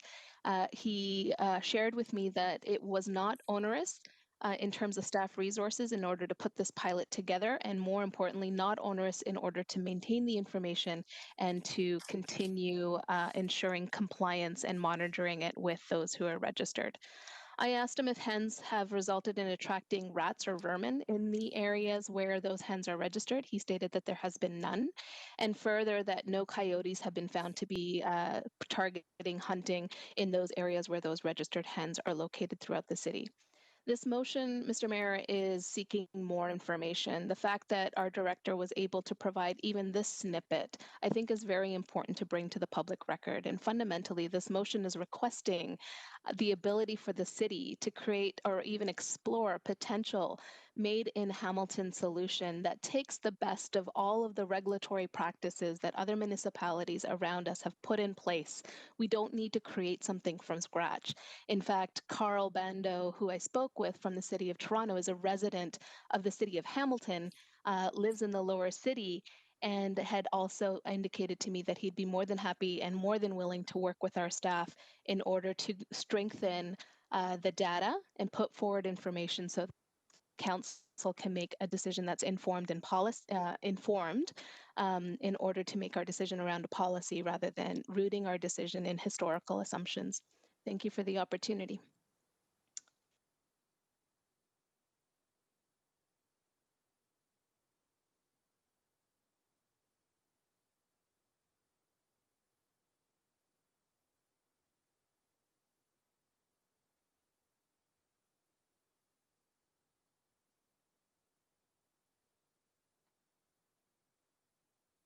I'm on mute? Oh. Sorry about that. I was on mute. You couldn't hear me because you couldn't hear me. Councillor Whitehead, go ahead. Thank you. Can you hear me okay, Mr. Mayor?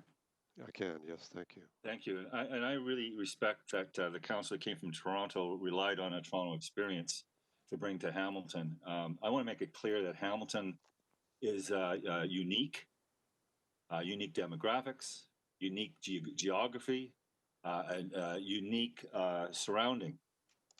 So to suggest for even a moment that we can automatically transfer a Toronto experience to Hamilton is naive and misleading. Toronto doesn't have the coyote issues that Hamilton has. So I'm going to ask Ken Leinterse, just for example, how many complaints and issues do we get on rats? And how many complaints do we get on coyotes? Because that obviously was missing in the Toronto report. Ken? Through you, Mr. Mayor, I can get the exact numbers, but I will tell you that coyote sightings are probably up this year compared to others. And even this weekend, we actually, with the assistance of the police department, had to dispatch 2 sick coyotes. So we do have a lot of coyotes, and we do have a lot of rat populations and complaints that we deal with. Thank you. So it's nice to cherry pick arguments to make and move your argument forward when you use Toronto because you're Toronto centric. I'm Hamilton centric. So when I look at our experiences, it's pretty clear that we have different experiences than Toronto. So we need to have a Hamilton made solution. The other thing that I would suggest very strongly, and this is why I say give your head a shake, is with swine flu H1N1, the bird flu, it's pretty clear in the time of a pandemic where COVID-19 is probably not a time to be introducing yet a new concept that may contribute to a pandemic risk in a dense populated population. So I find it irresponsible and naive to even suggest that this is the time that we should be having this conversation when we have people dying, families being impacted, and people locked in their homes and wearing masks. To introduce something that could put pandemic issues even further at risk, and the bird flu is a good example of that. So the science isn't clear in regards to wild animals and in backyards and what diseases they may carry or may not carry. What we do know, though, is that this is not the time to be having that conversation. Now, the other argument they put forward is security. Now, help me understand security, because I understand this is about affordability. Well, first of all, as I understand, you have choice when you go to supermarkets for eggs. You have choice between pasteurized, you got choice between mass produced. You got choice now. And the eggs, as I understand it, and I could be, somebody could correct me, is inspected by food inspectors.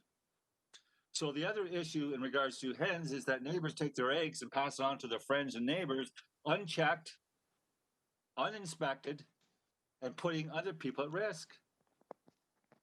I just don't know if we want to be entertaining those kinds of issues at this time. I think it's so insensitive when so many people are out of their jobs, so many people are impacted by COVID, that you would even suggest entertaining something that could exacerbate the anxiety around pandemics. This is not the time. Let's have that conversation when we have a vaccine for COVID. We put that to bed, Mr. Mayor. But it's regrettable that people coming from Toronto feel that bringing this back up in Hamilton is the right thing to do without understanding the context of Hamilton, the context of what we experience every day with rats and coyotes, far greater, if I ask my colleague to investigate, than Toronto per capita. So you take that into the mix, now you understand the concern. Thank you. Okay, thank you. That was well within 5 minutes as well. Appreciate that. Councillor, so here's the speakers list. Councillors Danko, Ferguson, Wilson, Clark. Councillor Nan, I see your hand up. Go ahead. Thank you, Mr. Mayor. It's a point of privilege. And through you, as the chair of council and the head of council, there's comments made by the previous speaker that are implying that I am one, naive, and implying two, that I am Toronto-centric. That is one, I think, poor conduct for any counselor to be saying about any other counselor. I would never consider or call any of my colleagues naive. I believe that as the head of council, I'm turning to you to maintain the decorum of this debate. I appreciate a respectful conversation and to be afforded the exact same privileges that every other council colleague around this table is given and granted. This is not about me being Toronto-centric, and I take absolute objection, and I would request an apology by the councillor who is indicating or assuming or implying that I am one, naive, or two, Toronto-centric, and I demand it now. Thank you. Thank you. Councillor Whitehead. Mr. Mayor, if that's how my respectful colleague took it, that's not how it was meant. I was talking about the policy, not the person. So let's be clear. For the policy, it's naive. To accept a Toronto-centric policy is naive. It's not about the person. So if she took it personally, I regret that and I apologize for that. Thank you. Okay, thank you. I'm going to back to the speakers list. I've got Councillors Danko, Ferguson, Wilson, Clark, and Farr so far. Thank you. Councillor Danko. Thank you, Mr. Mayor. Just a few quick points from me. I'm not going to repeat the whole debate that we had at Planning Committee. Listen, this is an initiative that's inevitable. Sooner or later, the city of Hamilton is going to allow urban hens. All the other comparative municipalities have already moved forward with this, whether it's this term, next term, sometime in the future. It's inevitable. So, you know, the fact that it's the rural wards that are roadblocking yet another progressive initiative in the urban wards is, I think, telling here. And this doesn't affect any of the rural wards at all. They already have hens available for their residents. So, you know, it's just frustrating from an urban perspective that once again, an initiative like this that has zero impact on the rural areas is being roadblocked. From my perspective, since the start of COVID in March, my opinion on this has kind of changed a little bit. You know, I'm not naive to the the complications with hens. We had a resident with pet ducks that was a constituent of Ward 8, and there were issues with rats. So not disputing that there can be challenges, like there can be with any pet that is kept, in particular dogs and cats. So since COVID started in March, my kids have been on me constantly about getting a dog, another dog, and we've resisted just because, you know, we're spending time at home and we're here, and it would, you know, if we were going to get another pet, it would make sense. But I don't want the hassle of a dog. And thinking about it, I'd much rather, you know, get a few hens, which would help, you know, supply our family with eggs, supply our neighbors with eggs.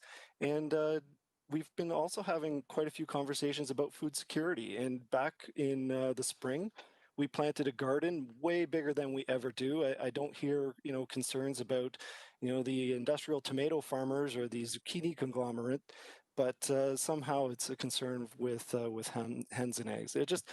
Honestly, it really makes no sense what the opposition is this, in my mind anyway. It's, you know, something that frankly people are going to do anyway, because the bylaw that's in place banning this, you know, is really outdated and no longer makes sense in the modern context. I have good neighbors. I could easily put a chicken coop in my backyard. Nobody's ever going to say anything about it. And I think that's what a lot of residents do. So why not give them the opportunity to just do this, you know, legally and have a regulated path forward? And, you know, finally, this motion is just to get the information, to find out what, you know, other municipalities are doing, find out what works, find out what doesn't work. And, you know, contrary to this notion that Hamilton is somehow exceptional or unique, you know, we need to learn from the best practices that are out there, adapt what works, and move forward. And like I said, sooner or later, it's inevitable. So why not now? Thank you. Thank you. Councillor Ferguson. Yeah, thank you, Mr. Mayor. And I'm not going to go on a long time either. I give a good long speech at planning about this, but I was going to touch on some of the highlights. I grew up on a farm, and it was a mixed farm when I was younger, so we did have a chicken coop and raised chickens, and my mother went to the market with the eggs on every Saturday to sell them.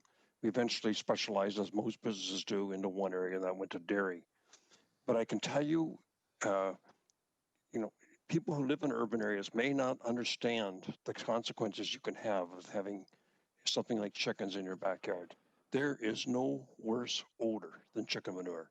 And the reason is when they don't urinate, that goes out in their manure.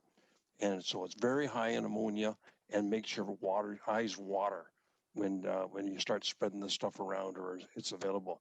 Everybody says, well, they'll keep the chicken coops clean. Well, how are you going to enforce that? You're going to have Mr. Nieder's running a chicken ranch to run out and check the coops are clean and whether they have more chickens than what they need, because a lot of people don't understand either. Chickens don't lay for a long period. If you talk to a commercial grower, they move them out after 11 months because their laying habits go way down. And as the days get shorter, they cut back on the number of eggs they lay too, because it needs a significant amount of daylight. And so it's a benefit of, and not only that, these chickens will keep laying. And what I'm worried about is that after a year or so, when the chickens stop laying, they bring another one in, but they don't get the one out that's not laying anymore. And you end up with more chickens in the backyard, which means our bylaw people are going to get called back out again. I also know that rodents are attracted to chicken feed and the chicken manure. They migrate to it. They seem to like chicken feed better than dog food.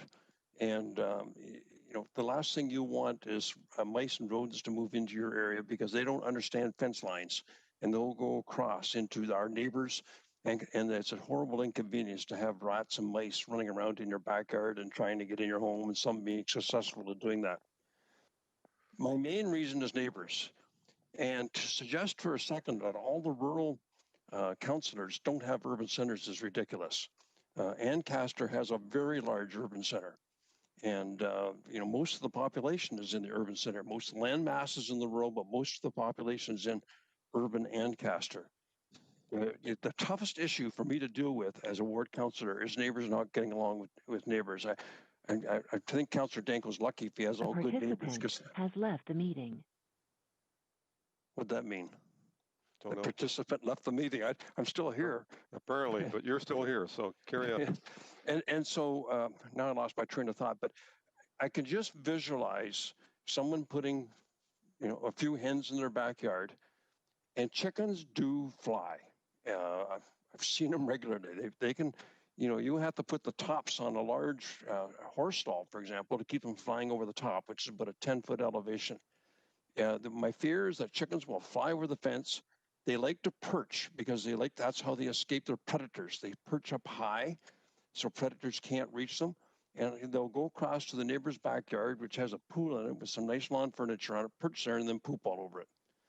And I can just hear the complaints coming into our office for that, because that is not a pleasant experience to walk out in your backyard and find that. I've heard some people say, well, you clip their wings. How do you enforce that?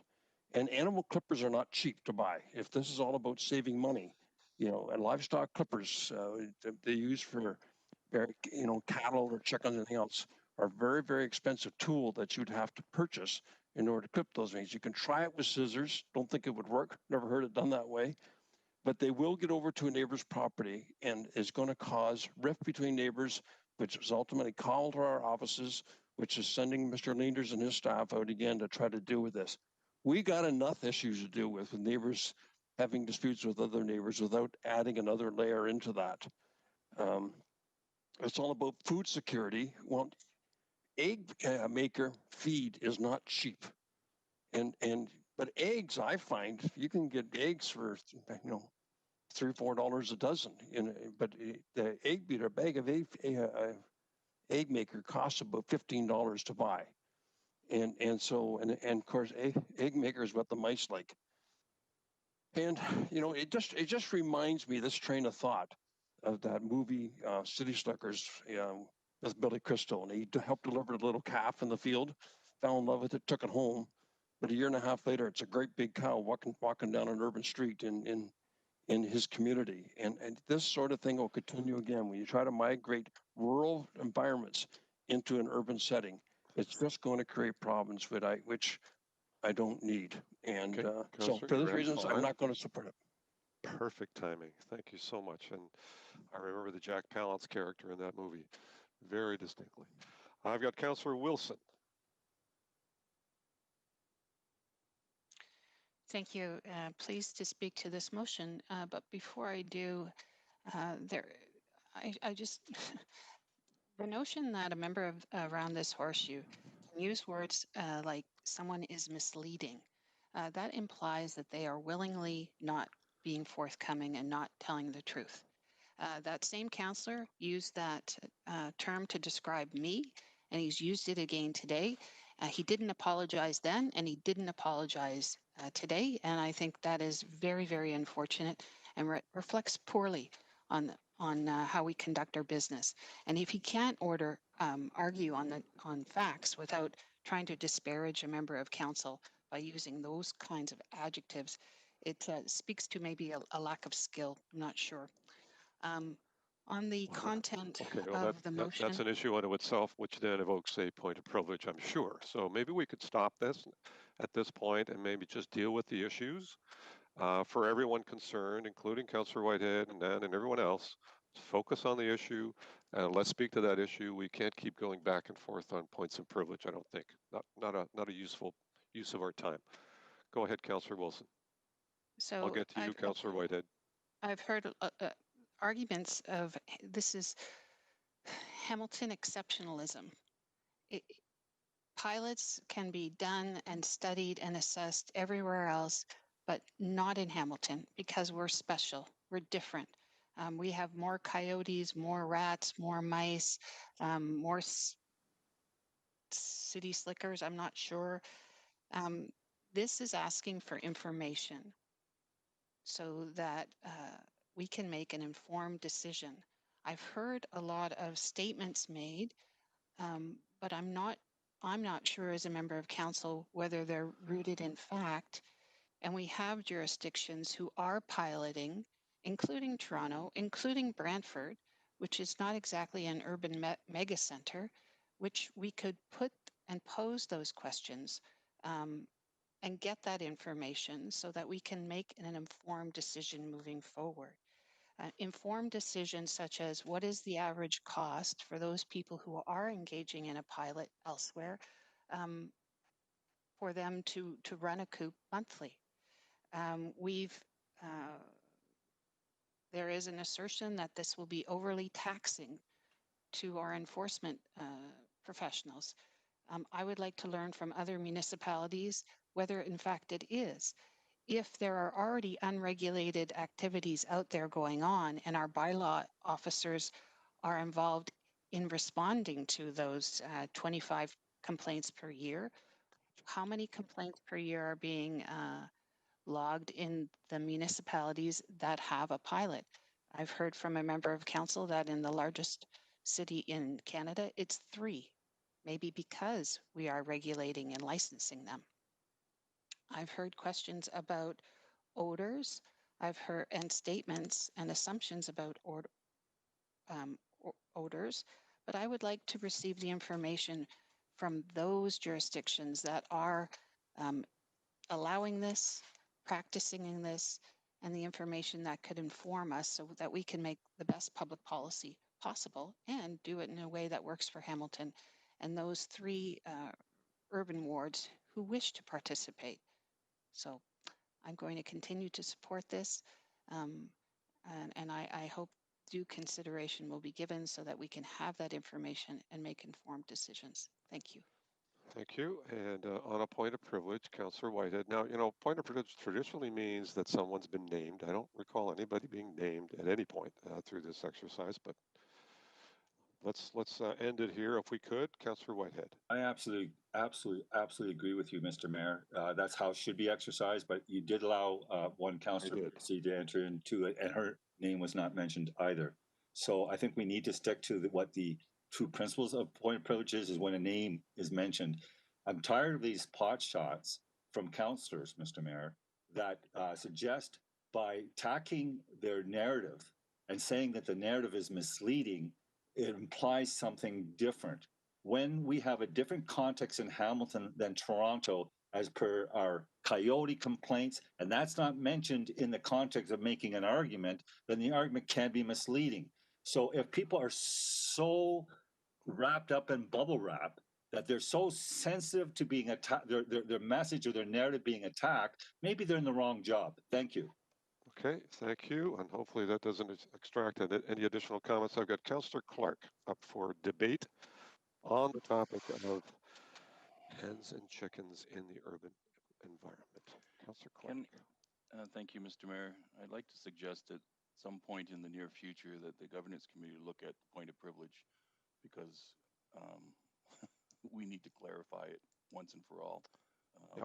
So I will move that as a separate item at a later date, but we have to Appreciate fix that. this Thank you. it's problematic, sir, and I watch you struggle with some of these points of privilege. With regards, I have to start by looking at one of the advisory committees that provided advice to us, which is the Ag and Rural Affairs Committee. And I've heard many of my colleagues talk about we have to listen to our advisory committees, except when we don't want to. And that's in essence what we're doing. So we have this Ag and Rural Advisory Committee who clearly understands the issue of raising livestock. And they have, at least from my recollection in the last 2 or 3 year terms, consistently recommended against the practice and listed a whole long plethora of reasons as to why we should not do this. Second point, I think it was Councillor Ferguson. Oh my gosh, I've named someone. Sorry, there's no point of privilege. The councillor did state that there are no rural wards, and he's correct. We have an urban component, we have a suburban component, and all of our suburban wards have large rural areas, and they also have large suburban or urban communities, every single one of them. So if you now create a pilot, for example, in Ward 9, I have a rural area that already can raise chickens, and they do. We still have issues, but we deal with them to the best of our abilities by mediating resolutions between neighbors. But in the suburban side of Ward 9, I have to tell you, sir, in the last year, we've assessed the number of issues that have come to my office, and second on the list after aggressive driving was coyotes. We have a large issue of coyotes in my urban area as well as my rural area. And they're coming onto the streets, they're getting into the backyards. People are afraid of their dogs getting taken. People are afraid of the children being taken. They don't understand why we can't cull the coyote herd. And they're generally quite concerned. One night I walked out with my dog to go to the bathroom, and the dog ran between my legs, which he's never done. And he's looking down the street, and in the darkness, I can see a coyote standing on the street, not 50 feet away from us, just staring right at us. That proximity is nerve-wracking. That's what residents in my ward are going through. Imagine the challenges if we end up having urban chickens. So I have real concerns about where this is going. I understand that it's a report back, but we are in the midst of a pandemic where we have redeployed numerous staff people. We are in a pandemic where our municipal law enforcement staff are right now being overrun with issues, and we don't have enough resources. Redirecting staff to draft a report and to do all of this research, it's not appropriate at this time. If councillors want to do their own research, if they want to hire people to do their own research, I'm all for that. But right now, in the crisis that we're in, with the greatest of respect, I don't see this as a priority to redeploy staff to do the research. So I can't support it at the present time, maybe in the future. Thank you. Thank you. And Councillor Farr. And respectfully, just on that, Mr. Mayor, I would suggest that staff, this is a cut and paste exercise at best, and I would at the appropriate time reword the motion to just get specific and right here, right now as a council, give this bylaw essentially that we can create overnight a whirl. And we know now from MLE, we're hearing things that we never heard before. So I think we should just deal with it. I think there's been some very good arguments as to why. And I will say, hopefully one last time, I've really appreciated the comments from especially the former farmers on council around this table, but others who, have different positions on this particular aspect. But I consistently have argued that, first of all, this is a pilot. It's 1, 2, 3. It's embraced by a large majority, or not even thought of residents in Ward 2. It's not considered a big thing, and we're treating it like a big thing. It's a limited number. It's 3 urban wards. And as far as, worrying about changing a position perhaps that you might have had the last 2 kicks at this in the last 10 years, we do that all the time. We did it with electronic billboards where we didn't like them, and now we're fine with them in town. We amend bylaws all the time. We run pilots all the time. Street patios, there was a time where we would have never thought about putting patios on a roadway. We do it all over the city now. Even urban farms and urban setting is a great example, Mr. Mayor, of successfully integrating a rural environment in an urban setting, which was mentioned a little bit earlier. So I'm all for this site-specific pilot. I think we should just get right at it. And other communities around us, it's been proven, have already answered past concerns. It's a non-issue. I never had that luxury. There wasn't a lot of other communities we could draw on years ago, and now they're all over the place. And this is not an issue. This is not a problem if you do it right. And I think we have it within ourselves to not only bring forward innovative ideas, but attach ourselves to innovative ideas that are working elsewhere. And that's exactly what's going on here. So I'd just like to,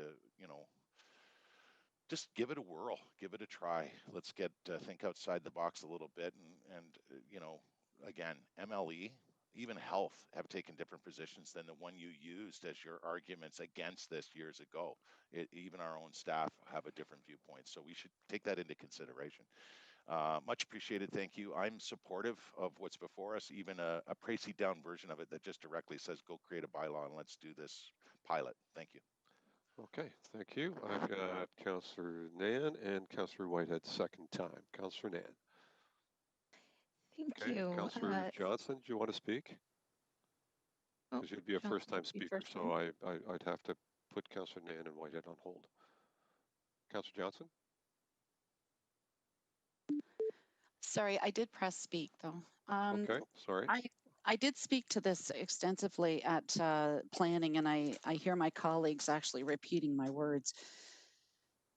Pilot projects for living things don't bode very well. Pilot projects are designed so that there's an escape hatch. So if the project does not work, it can end. If it's successful, it can go on. When you are dealing with living things and the pilot project doesn't work, then you have issues. So either you're in or you're out. No such thing as a pilot project when it comes to living things. Sorry. The second thing I wanted to do is the motion speaks to having a report ready. Sorry, it has already been done. The staff brought a very comprehensive report when we were dealing with the animal ownership bylaw review, and that was part and parcel. So please refer back to that staff report. So that's the second thing I wanted to make sure. And as my colleagues before you said, this is not urban versus rural. Every one of us have a urban setting. Every one of us. I have 2, 3, I have 5 actually, and mine's supposed to be mainly rural. I can tell you without hesitation, I do have chicken coops in urban settings. In fact, I even have a miniature horse someone treats like a dog in an urban setting. And no one's saying anything until there's a complaint. And I'm not saying anything until there's a complaint. Same with the chicken coops. But I can tell you right now that the chicken coops have been receiving complaints constantly. It is the vermin. It is the smells. It's no upkeep on the coops because people just assume that it's just a free-for-all, or just like a pet, they lose their shine and then they're just left to sit there. So these are not pets you can take back to the SPCA. These are not pets you can give to your next door neighbor. And that's what they become, is pets. And to remind you, just as my colleague did, We had a nice lady who came with her goose to at the podium. It laid a chicken egg. I don't know how it laid a chicken egg, but it laid a chicken egg. And right behind her was a whole slew of neighbors complaining about the vermin, the noise, and the smell. So I think that for every good chicken coop owner, you are going to end up with many more not good chicken coop owners, because Ward 11's living example of that. So I can't vote for this. I'm sorry. I appreciate the passion that's involved. I read all the letters that came in. But at this time, folks, I'm sorry. And as I said at the planning committee, to upkeep your chickens properly with inoculations and seed and the whole bit, your cost effectiveness doesn't jive. It's not an argument anymore. So those are my comments, and I am still going to vote this as no. Thank you. Thank you. Appreciate that. So second time speakers now is Nan and Whitehead. Hopefully new information. Councillor Nan. Thank you. So just a fact check on some comments that have been made. So heritage hens, which majority of urban hens tend to be, can lay up to 4 to 7 years versus those who are bred for commercial purposes, which were indicated earlier. Odor. It has not been a concern for those who are keeping 4 hens in urban settings because they are regulated to tend to those animals and also their waste, versus the chickens that agri-farms inhumanely stack chickens together that lead to the overconcentration of the smell referred to earlier. The fact that there's been 0 complaints in urban centers of other municipalities beyond the City of Toronto indicate that this can succeed. Hens don't always fly away. In fact, many keepers of urban hens do clip their wings in order to prevent that flying from occurring. The cost of feed. Currently, I know a urban hen keeper who their costs are $7 a month in order to feed the hens, and there are 4 of them. Pilot projects being a gateway. So pilot projects from a policy perspective, whether municipality, nonprofit organization, non-governmental organization, are actually about learning and evaluating, testing something to see how we might be able to improve it in order to refine any gaps that have been exposed through the experience of implementing the pilot. Other cities have addressed the pilot living animals becoming pets, and they're required to comply to the license assigned to those pets. So there isn't a welfare issue if we're willing to dig deep. The report that was already done was written in 2012. Since then, nearly a dozen municipalities have adopted urban hen programs, many of which continue to consistently state, when inquired, that the complaints just don't peep up. Current complaints that the City of Hamilton is experiencing regarding urban hens are based on the fact that we currently have no regulations. We have no requirements. We have nothing for those owners of those currently prohibited animals to comply with. And whereas if we enable people to comply, I think that's the missing piece here. And fundamentally, at the end of the day, with respect to what my other fellow colleagues around the table have said, that making a decision based in facts versus assumptions, and I appreciate many of you have taken the kick at this can since 2 terms ago. But since then, things have changed. And I really appreciate the comments that Councillor Farr, yes, I'm naming you, put forward. I'd be happy to take them as a friendly amendment in order to just go forward, create the bylaw. Let's do it. The information is there. It's not onerous. It literally would be a copy and paste job. And in fact, there's staff from other municipalities who have indicated that they would be more than happy and willing to work with the City of Hamilton to help produce those bylaws. I believe that this is possible. There is a concept that, you know, sometimes an idea's time has not come. I would say that this idea's time has come. The fact that this municipality is now surrounded by nearly a dozen other municipalities who, since the initial report, have implemented an urban hen project. It's just, it's a bit shocking to me to hear that we're just going to continue to vote this down based on past assumptions versus fact-based information. I appreciate the time. Thank you. Councillor Whitehead. Again, hopefully new information. Yes. Well, first of all, fact. There are people raising hens in the city of Hamilton knowing the bylaw outlaws it. So how am I confident those same people advocating to raise hens are going to be good operators when they're already breaching the bylaws in place? What's the point of having licensing if they're flagrantly flying the current bylaws in the face of residents and their neighbors? So that's a fact. Second piece, I have pigeons that have been grandfathered, the racing pigeons. And I've had a number of complaints. So what happens when they release the pigeons, and never mind the noise the pigeons make constantly that impact the quality of life of their neighbors, but the other issue is when they're out for exercise, they come back, they leave, they do dive bombing and leave nice gifts for the nice family next door having a barbecue with their relatives. And they're not very nice gifts. My point is that our bylaw is inundated with responsibilities across the city. And yet we want to find one more.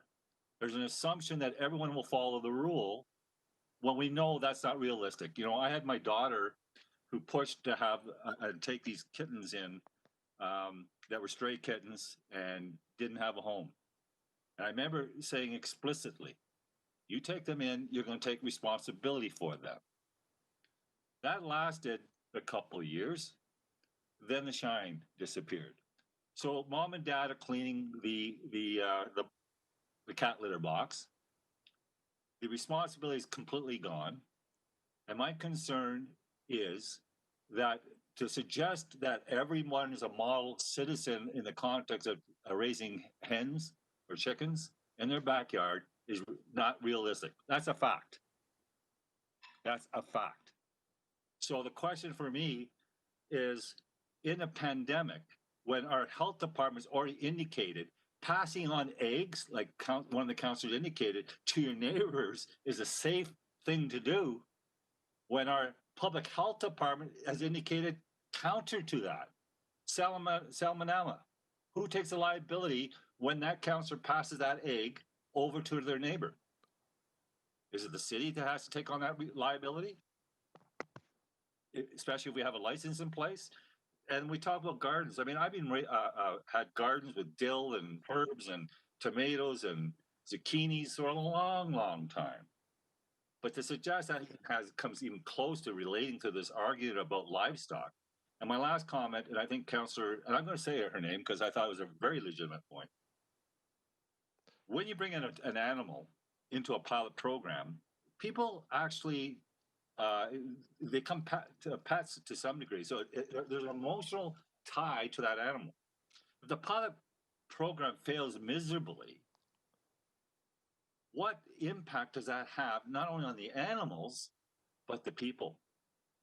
So to throw a live animal into a pilot program and suggest that there isn't significant impacts both on the people and the animal, I find that that's not the case. I think it does have impact.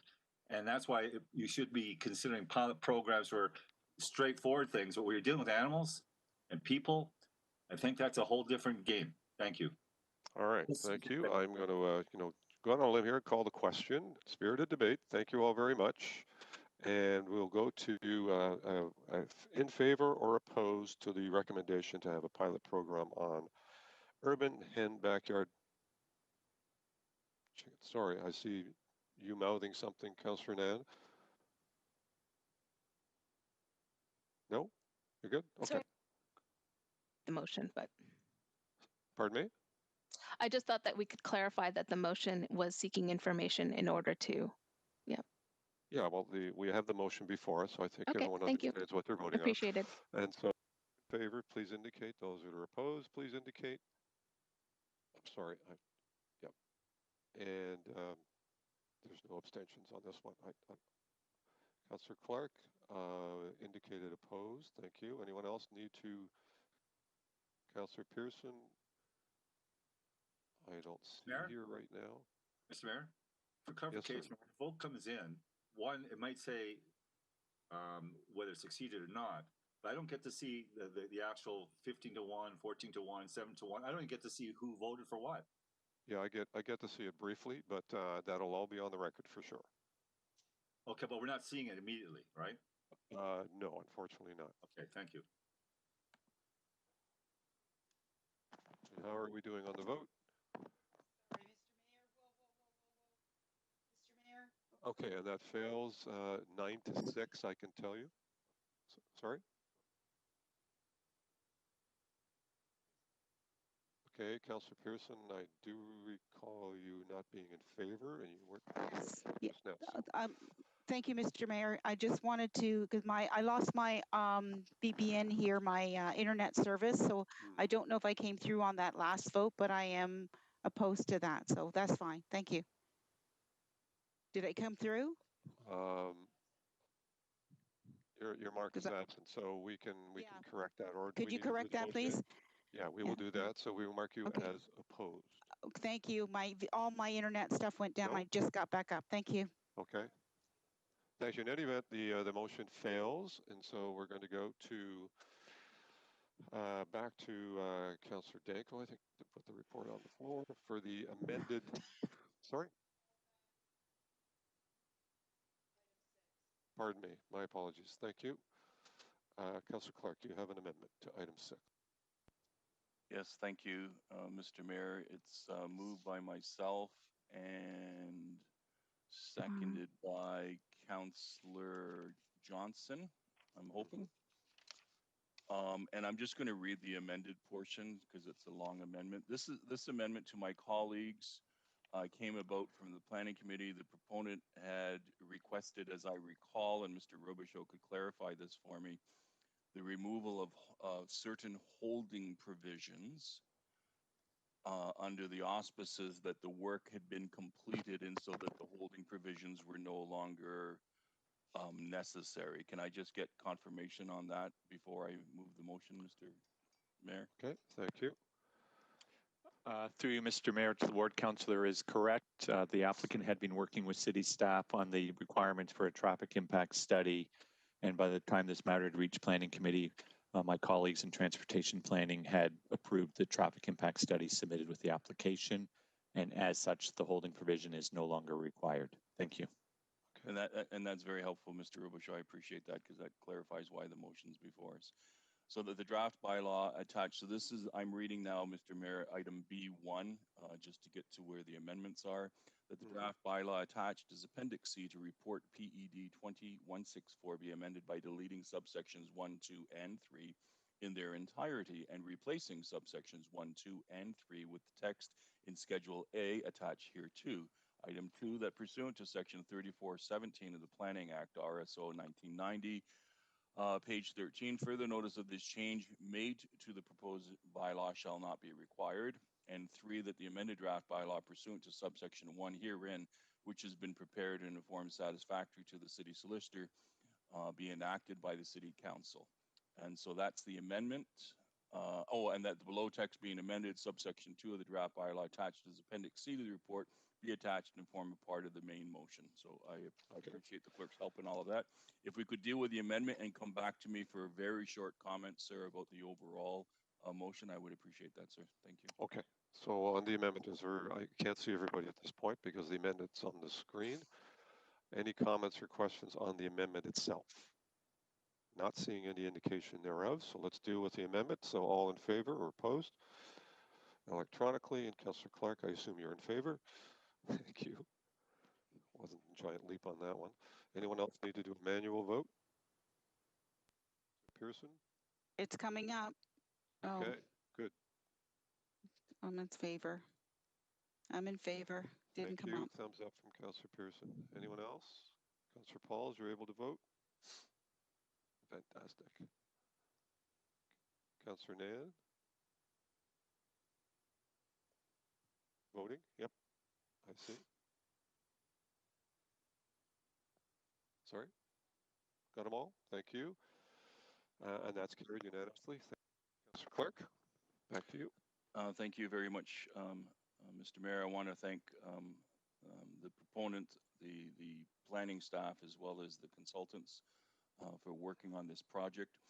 I want to thank the residents for their involvement in it. We had a pre-planning meeting probably about a year ago, I guess it was, with Mr. Welling. We had 7 or 8 people attend that meeting. From there, we had 2 or 3 who still raised objections in writing, and we have addressed those objections. The objections were an increase in traffic from this particular development. It's important for people to know on Upper Stony Creek that the widening of Rymel Road is continuing. So we've rounded the corner from 56 to Rymel, and that by, I would say, the spring or summer, fall at the latest of 2021, Rymel Road will be completed with the new sidewalks, with the new sewers, and it will be a widened road, 4 lanes with a turning lane. So the traffic issue will no longer be a problem for the neighbors. The issue of privacy came up. The proponent pushed the development to the front of the property closer to Rymel Road to get it away from residential buildings in behind. And they have committed to landscape privacy, so they'll be planting trees and trying to maintain trees to create that privacy between the few residential houses that are in close proximity to this particular building. The drainage issue came up. We have had drainage issues around the stormwater management pond. Mr. Sergi and his team of able-minded people who understand engineering and stuff much better than I do are working on that issue and believe they have resolutions to it. With regards to this property, it's not draining into the stormwater management pond right beside it. It's draining out to the sewers onto the street. So it should not increase any drainage issues on this property, and we have engineering reports that are supporting that. And finally, there was a concern that if we put this building in, that it was going to increase the amount of crime in the neighborhood by bringing more people to the neighborhood. And there has been no correlation in any studies that developments of this nature are bringing crime to the community. So based on those mitigations and the limited opposition from the residents, I feel confident that this project will make a huge improvement to the area. And I think it's important that people recognize all along Rymel Road, because it is a transit corridor, it is a main corridor, that we are going to see medium and higher density developments. You just have to go down further to the west along Rymel Road, and you can see the different larger sized buildings that were built in close proximity to residential houses. And so I suspect that this is going to continue to be the trend, and it's appropriate for this type of corridor. So I would encourage my colleagues to support this application. Thank you, sir. Great, thank you. So on item 6, any further speakers on item 6 as amended? Seeing none, so item 6 as amended, separate vote on that. All in favor? Or opposed?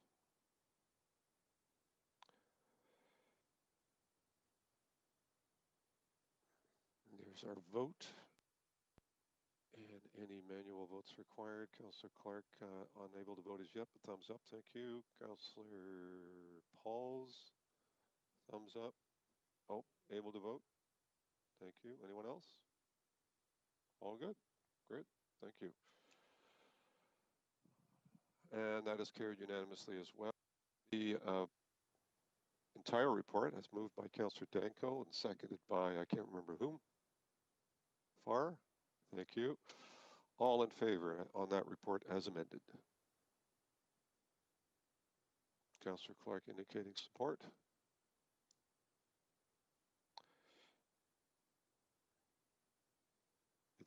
It's thinking.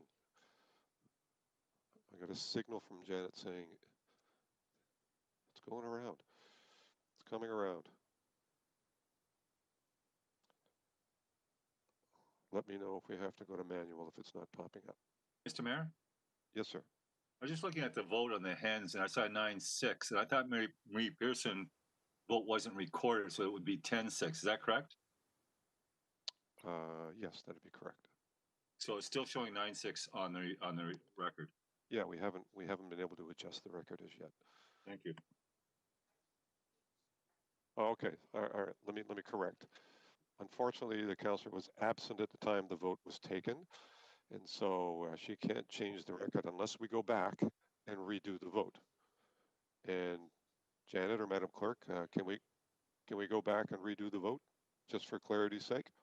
Just for clarity, we can't change it in eScribe right now, but it will be changed for the record in the minutes. Okay. Councillor Whitehead, It will it'll be adjusted. Officially changed. So your Because she was present, she just wasn't in. 10-6 vote is correct. Sorry, I lost my train of thought. 10-6 is correct? 10-6 is correct. Thank you. Councillor Whitehead, a vote on the Planning Committee report as amended. In favor? Opposed? I'm supportive. It's still doing the circle thing. Okay, well, just give me your thumbs up then. Thank you. All right. Corinne, I trust. Thank you, and that's carried unanimously as 16-0. I'm going to turn to the General Issues Committee report. Councillor Ferguson, please. Motion to put it on the floor.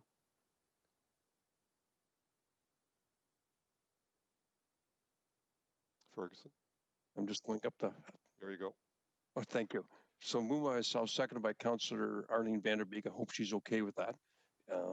That the General Issues Committee report 20-16 being the meeting held on Wednesday, October 21st, 2020 be received and the recommendations contained therein be approved. Thank you. I have Councillor Wilson requesting, and Councillor Wilson, you can verbalize this yourself, that item 6 be voted on separately, and that item 9 be referred to the in-camera session, so she has additional questions. Have I got that right, Councillor Wilson? Yes, Okay. exactly. So thank you. Thank you. So let's we can deal with item 6 up front. Unless there's any questions, we can go to a separate vote on item 6. Item 6 would be let me just refresh for those that are tuning in, the LaSalle Park disposition review, that that the report respecting the LaSalle Park disposition review and that the LaSalle Park disposition report remain confidential. Separate vote on that. All in favor and those opposed.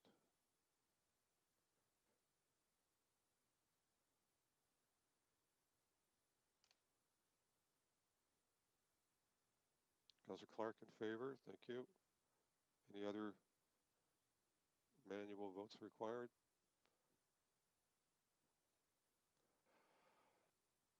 Thank you. And on item 9 now, there's a request to refer that to the in-camera section. Any comments or questions on that? That requires a motion for us to refer? No? Okay. So we can do that. Other items on the agenda, unless there's opposition to that? On this item, Councillor Farr?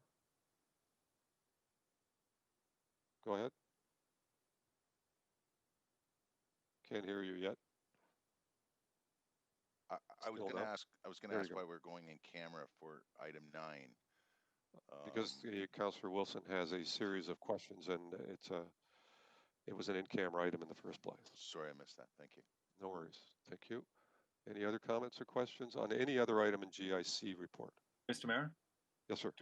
Do we not have to, because one councillor wants to ask questions in camera, is that a vote that we need to take place, or has it taken place? I just asked that question, and the indication was no, unless there's violent opposition to that. Then that's another matter. Well, I think it's fair that the councillor, she has unresolved questions, that we go in. Thank you. Okay, well, that's magnanimous of you. Thank you. So we will defer the balance of that report till we come back after the in-camera session. I can turn now to the item 5.5, which is the Hamilton Renewable Power Inc. shareholder report. Again, Councillor Ferguson, you have a motion to put that report on the floor. Please go. Yeah, moved by myself, seconded by Councillor Whitehead, that Hamilton Renewable Power Hamilton Annual General Meeting 20-1, being the meeting held on Wednesday, October 21st, be received and the recommendations contained therein be approved. Great, thank you. And the secondary, I didn't hear it in the first. Councillor Whitehead. Thank you.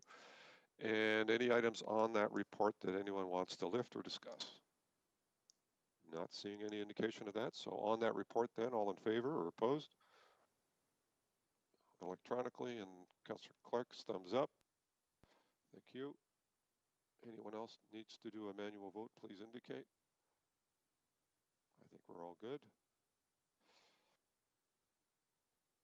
Councillor Pauls, were you able to vote? Okay. Yep. Did it come through? Not yet. So just in the meantime, give us a thumbs up in favor.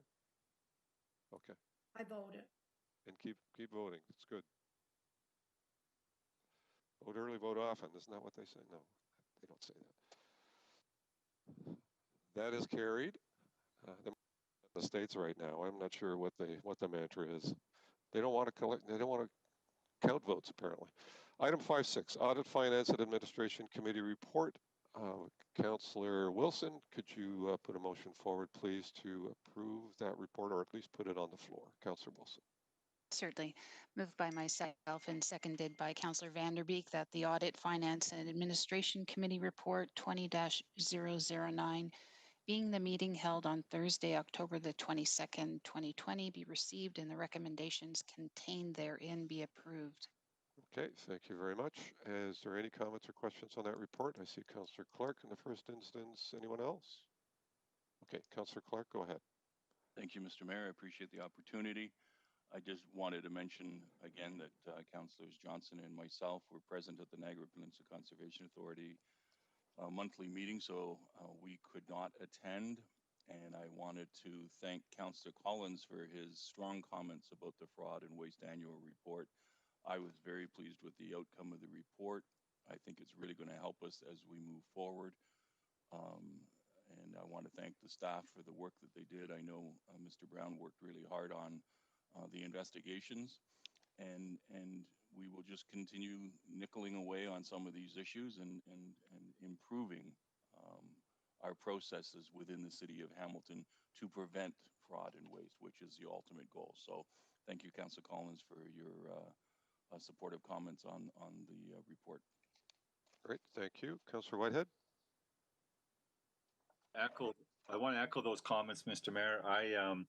As you know, and Councillor Clark remembers, I pushed for the Auditor General position, which is Charles Brown, that is doing, I think, an excellent job. It got off to a little bit of a slow start, but the onset of the complaint line, which gives yet another a point of accountability for Charles to go through and do a very effective job, is again the evolution of that particular position and ensuring that what tax dollars we spend, that we're accountable for, and that we address where fraud or other misdeeds are taking place to ensure that we're getting the best value for the tax dollars. So thank you very much.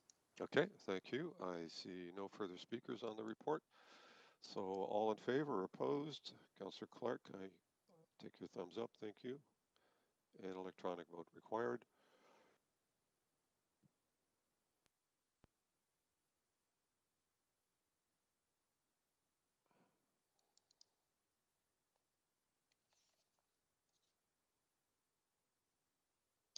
Councillor Ferguson able to vote? We voted, okay. Yeah, given an extra 10 seconds.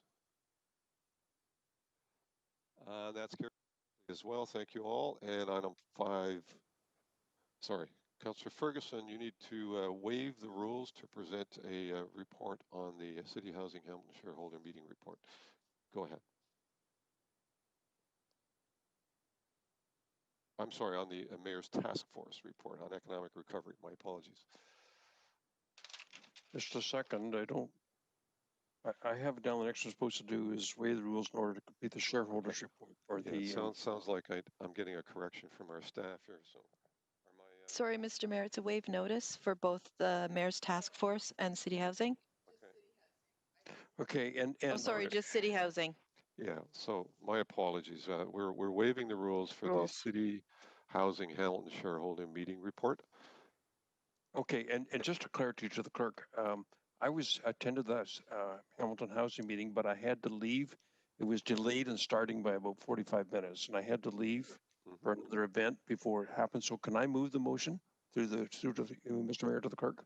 From waiving the rules, you can, yes. I can, okay. So moved by myself and seconded by Councillor Partridge that section 5.72 of the city's procedural bylaw 18270, which provides that a minimum of 48 hours shall pass before the committee report is presented to council, be waived in order to consider the City Housing Hamilton Shareholder Annual General Meeting Report 20-001. Thank you. Any comments or questions on waiving the rules? Not seeing any, so all in favor of that or opposed? Again, electronically, Councillor Clark, I'll take a thumbs up. Thank you. And anyone else that needs to do that, let me know.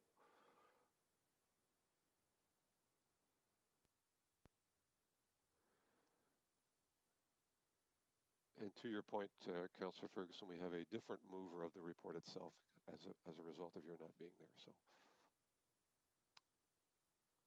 Councillor Paul's able to vote. Don't see her there right at the moment.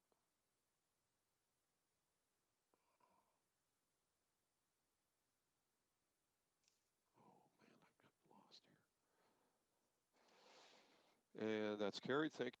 And Councillor Johnson, a motion on the City Housing Hamilton Shareholder Meeting Report itself. A motion, please. Thank you. Give me a second. I just have to pull it up. Thank you. And that the City Hamilton Housing Shareholder Annual General Meeting Report 20-001 being the meeting held on Tuesday, October 27, 2020, be received and the recommendations contained therein be approved. Great, thank you. Any comments or questions on the report itself? I don't know who seconded that. Councillor Clark. Councillor Clark, thank you. We had a lot of waving going on here. Thank you for that seconder before I get into trouble. Any comments or questions on the report itself? Hearing none, all in favor or opposed? And I would suggest that given the lineup of issues that we've got coming to us, that we take the half-hour break now and come back to deal with the balance of the agenda. So, you know what, it's virtually 5 to 12, so 12:30 would work. Councillor Clark, thumbs up. Yeah, I have no problem with it. Could I just have a chance to talk to the clerk after we go into recess? So I just want to pass that message on. Yeah, thanks. You can, or anytime you want. Was that carried? Madam Clerk, thank you. So let me suggest a recess here at 12:30 to finish the balance of the council meeting. See you in a half an hour or so. Thank you.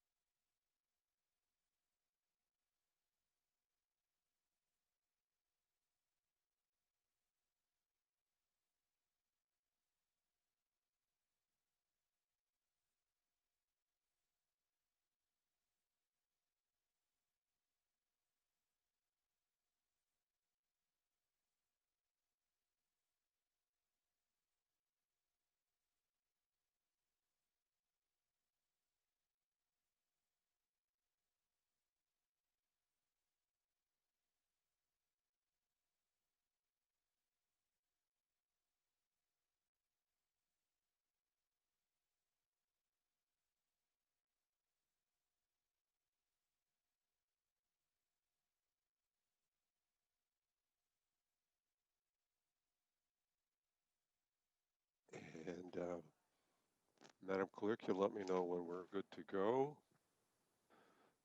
When we have quorum in the room, and I see quorum. Okay. Stephen? Stephen? Stephen? Nope, sorry. Okay. We're all on mute, I hope. Okay. All right. Our meeting is back in session then. Thank you for, and hopefully you had a good break.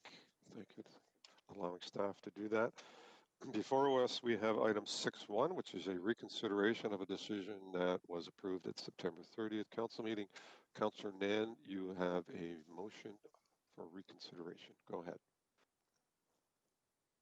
Please, I'm just pulling up the wording. 1 second. Yep, moved by myself, the reconsideration motion, reconsideration of a decision that was approved at the September 30th, 2020 council meeting respecting item 4.8, the submission of Integrity Commissioner investigation report complaint filed against a citizen committee member that formally reprimanded Cameron Croach as it relates to the breach of privacy under the Municipal Freedom of Information and Protection of Privacy Act, MFIPA. And that the decision that was approved at September 30th, 2020 council meeting respecting item 4.8, the submission of Integrity Commissioner investigation report complaint filed against a citizen committee member that formally reprimanded Cameron Croach as it relates to a breach of privacy under MFIPA and reads as follows: be reconsidered. That having been found to have breached the Hamilton Advisory Committee Task Force Code of Conduct as per item 4.8, respecting the submission of Integrity Commissioner investigation report complaint filed against a citizen committee member, that Cameron Croach be and is hereby formally reprimanded as it relates to the breach of privacy under MFIPA. It's moved by myself and seconded by Councillor Wilson. And Mr. Mayor, at this point, is it appropriate for me to make my comments on why I am requesting this reconsideration motion? Yeah, just on reconsideration only. Yes, thank you. So for me, Mr. Mayor, and through you to the rest of my colleagues, in light of new information all of council received after our September 30th council decision to formally reprimand a citizen volunteer, I no longer feel confident a reprimand was required. And yes, it's been stated that two wrongs don't make a right, but it's quite mind-boggling to me that the city's website had a fully unredacted version of the document with names included of individuals online and publicly available during the investigation of a citizen volunteer, which was the basis of the reprimand. And it's my assessment as an elected citizen that where we need to be concentrating our efforts is in the implementation of improvements to our governance protocols and procedures to ensure all citizen volunteers are clear about their expectations and that can be applied consistently. So I'm requesting that this reconsideration motion come forward to take no further action and other than to do our due diligence of improving our governance documents and structures.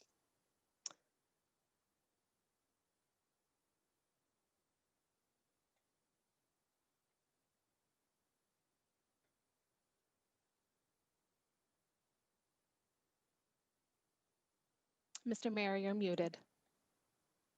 I am. Jeez. Okay, I've unmuted myself. My apologies. Thank you for that, Councillor Nan. And Councillor Whitehead, you're up next. Yes, in light of new information of judicial review, I am asking to table this motion. I think that's prudent at this point in time. Seconded by Councillor Collins. Thank you. So, Madam Clerk, I motion to table or refer is debatable, not debatable, if I might please. And thank you, Councillor Danko. I'll get to you. Madam Clerk? So motion to defer is when you're going to be having, you want to basically have the motion come back at a later date. That is a motion to defer. Yeah. Which is what you're trying to do. Yep. Correct. I want to wait till the conclusion of the judicial review to deal with the reconsideration. Correct. That's part of the direction. Sorry. Yep. So that's in order. That motion is in order. Do you have a seconder? Councillor Collins. Thank you. So my question to you, Madam Clerk, is that motion debatable? So a motion to defer is debatable. Okay, thank you. So we have on the speakers list at this point Councillor Clark, and then Danko, and then Wilson. Councillor Clark. Thank you, Mr. Mayor. So we're dealing with the deferral now. Correct. So I have a question with regards to, there's a judicial review application, which Councillor Whitehead has mentioned in his report, and it is to review the IC report and I guess the process. Can I ask the city solicitor if the city has been served notice of a judicial review? Thank you, Madam Clerk. So through you, Mr. Mayor, can you hear me? Yep. Perfect. So through you to the councillor, no, the city has not been served or not included in the judicial review application that was served and filed in relation to the Integrity Commissioner's decision and report. That said, we are required to indemnify them, so we are partly involved insofar as finding them the appropriate defense. But no, the city's role in that decision is not currently part of that application. Thank you. Thank you, Mr. Mayor. Can the city solicitor please clarify the responsibility for the city to indemnify the Integrity Commissioner? What does that mean? What does that entail? Certainly, through you, Mr. Mayor, to the councillor. So required under the Municipal Act, coming out of a number of recent decisions regarding integrity commissioners, the Municipal Act was amended to require any applications or any challenges of an integrity commissioner decision is required to be indemnified, which means that the city is responsible to pay for and mount the defense of that decision.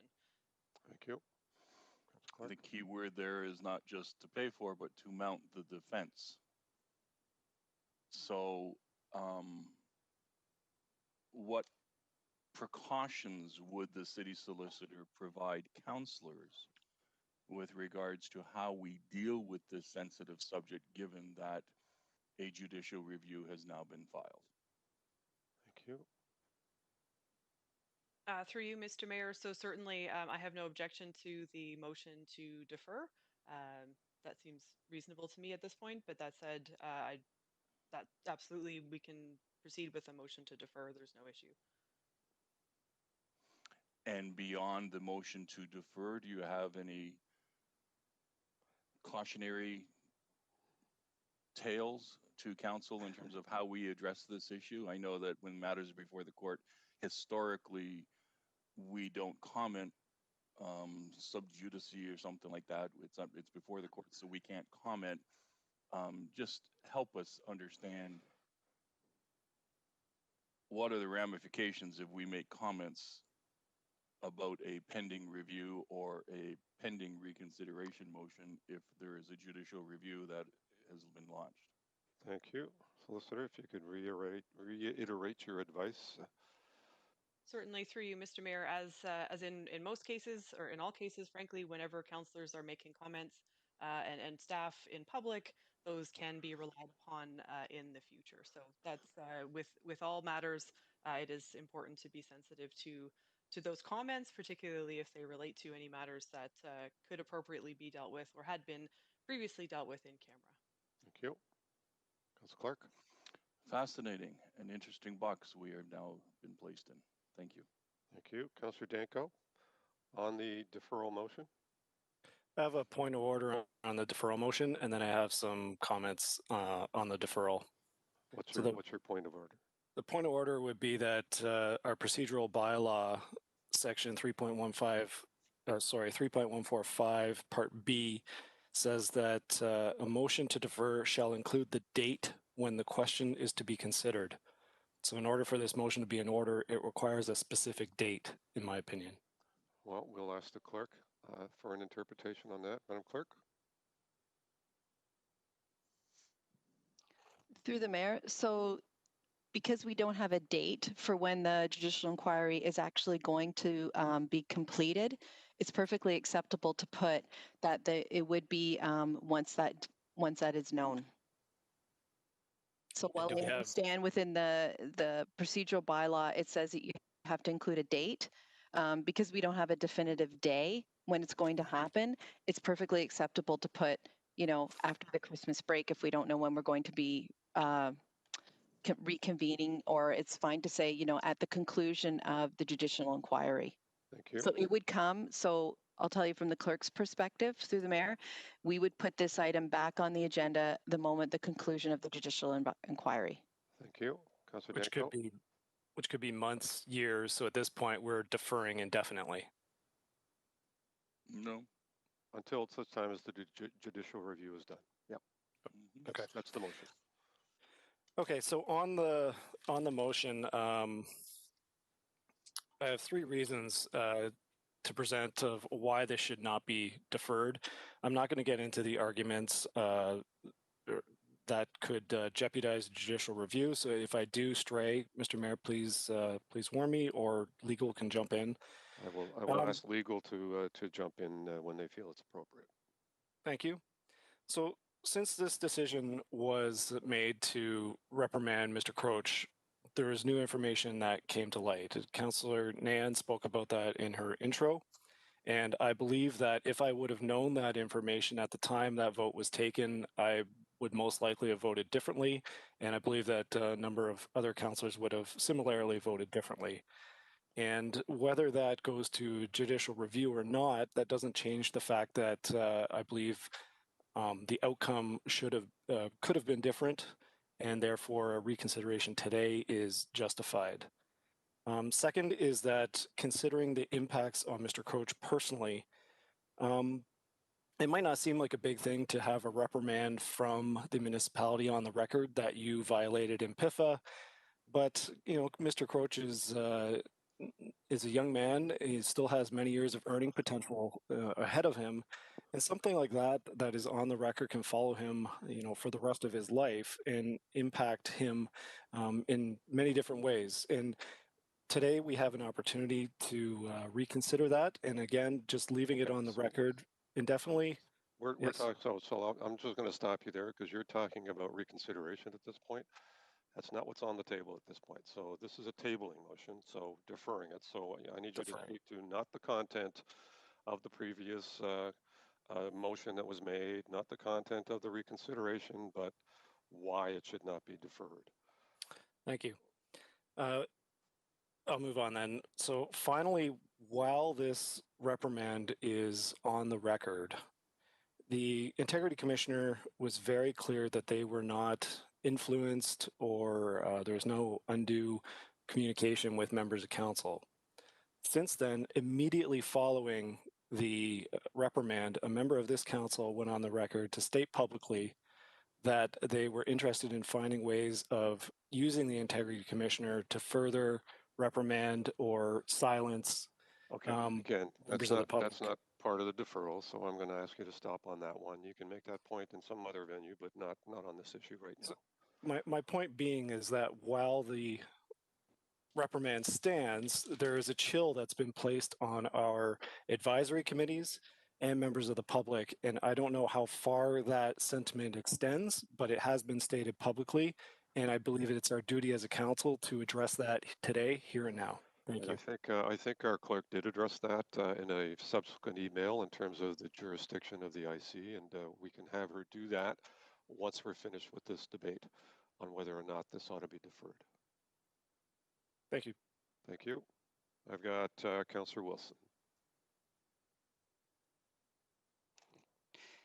Thank you. I would just like to go back, if I could, to the scope of the judicial review, and I apologize if I, excuse me, missed it either in the solicitor's comments or yours, Mayor Eisenberger.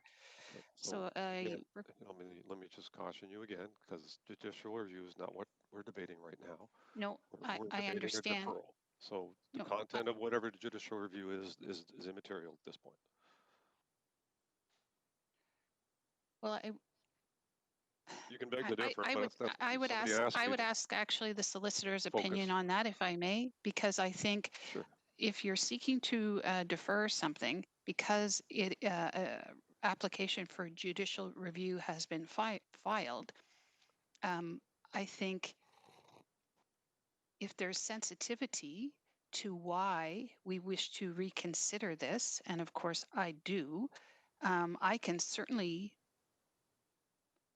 make my remarks in such a way that do not stray into the reasons being provided by the applicant for the judicial review.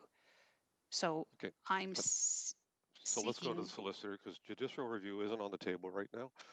So, you know, if you want information on that, But it's respectfully, not ours. it's not on the table, but it's being used as a reason to defer this reconsideration motion. So I'm asking, what is the scope being offered of that judicial review to see how it will how it impacts the wording of the reconsideration motion? Yeah, and you mentioned the solicitor, so I'll ask Nicole Audi to respond. Sorry, through you, Mr. Mayor.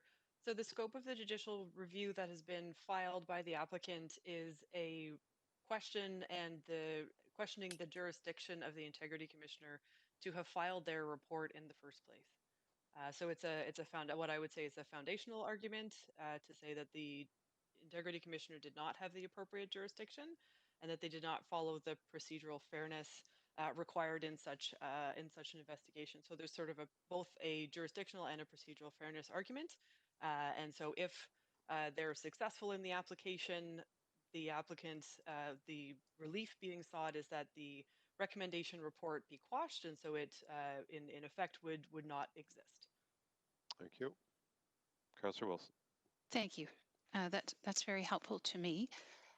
So I'm going to argue against the deferral because the reconsideration motion, as it's presently provided to all members of council and the public, can be argued in the absence of referring to either the jurisdictional scope of an IC and the issue of procedural fairness. So this matter can be reconsidered without straying into, at least by me, into those two fields. Thank you. Okay, thank you. Second time, Councillor Clark. So I'm struggling with the rationale that we can proceed with the reconsideration motion while a JR is being filed, when under the Act, the municipality is responsible for the defense of the Integrity Commissioner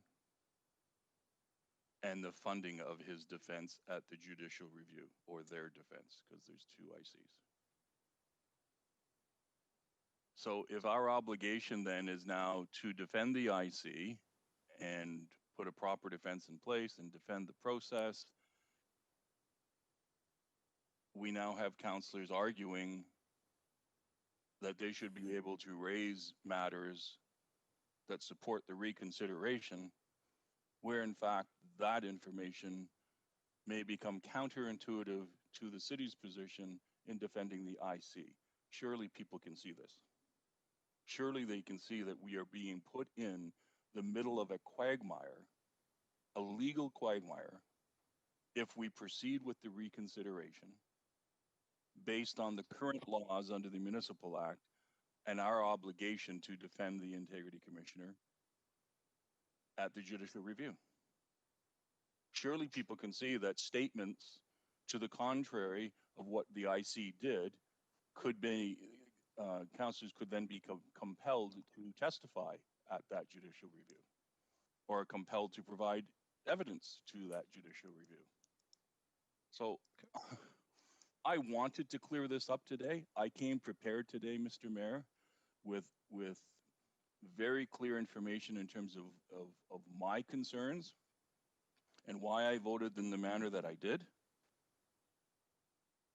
But I can't raise those today without interfering in the judicial process. Correct. And no one around the table can argue anything to the contrary. Anything that we do right now, we are put in an untenable position, and we didn't file for the JR, but we are now put in that untenable position of trying to in some minds rectify a wrong, and other minds confirm an earlier decision, but we can't do either because the matter is before judicial review. because there's risk that the city solicitor has indicated is in play. Have I missed anything there to the city solicitor? Is that a fair summation of the box that the council is in? From a legal standpoint, not a political standpoint, a legal standpoint. Yep. Nicole?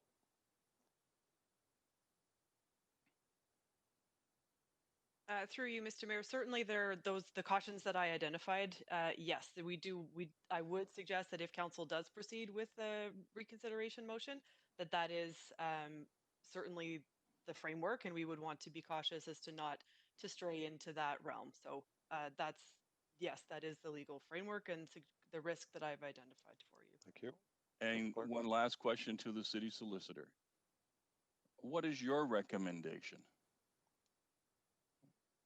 Should we proceed with the deferral, or should we proceed with debating the reconsideration motion and deal with what happens later?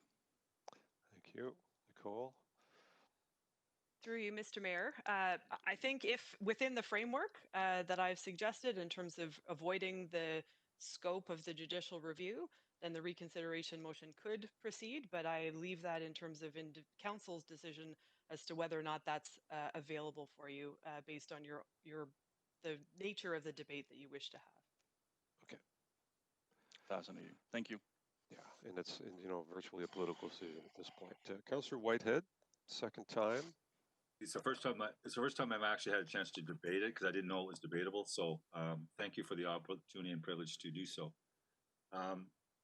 What's clear to me, and I've been involved in judicial reviews, in fact, testified at judicial reviews, is that there is a narrative out there, and some councillors support that narrative, predominantly put forward by the social media, and they may be right.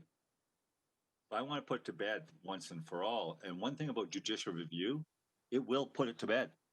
The judicial review will look at whether there's an overreach, a jurisdictional issue, and the process. All things have been called into question in the context of the social media narrative. There's no better way, Mr. Mayor, to put that to bed than allow the judicial review to unfold and make a determination. And then if, in fact, the city has to recalibrate as a result of that decision, we'll do so in the best interest of the residents we represent. That's why I profoundly think we allow this process to unfold and not to interfere with it. Thank you. Okay, thank you. Councillor Jackson, first time. Thanks, Mr. Mayor. My interest was piqued further by Councillor Clark's intriguing question of the solicitor. And I need to hear that one more time from Solicitor Auty. Mr. Mayor, through you, she said that she has, and I'm paraphrasing, but the intent of what she said, if I heard correctly, Mr. Mayor, she has no legal objection if council wanted to move forward today on the reconsideration motion. Through you, Mr. Mayor, to the city solicitor. Nicole? Through you, Mr. Mayor. So what I was saying, Councillor Jackson, through you, Mr. Mayor, is there are what I would say some parameters and some guidelines that I would suggest that council consider in terms of avoiding the issues that are the subject matter of the judicial review. And if that is something which council is comfortable doing, then yes, there is no, then I have no issue proceeding with the motion to reconsider. That said, if those issues are fundamental to the debate around the motion to reconsider, then I would suggest that that be deferred as the motion is put forward. Thank you. Councillor Jackson. Mr. Mayor, I need further elaboration from the city solicitor when she said, well, if parameters are met, then yes, I have no objection if council wants to deal with the reconsideration. I'm sorry, Mr. Mayor, that leaves me in a quandary. That leaves me hanging off a cliff, and I honestly don't know what parameters she's referring to. In other words, if this is not met, do not deal with reconsideration today. However, if this is met, go ahead and deal with reconsideration, Mr. Mayor. Through you, please, to Solicitor Auty.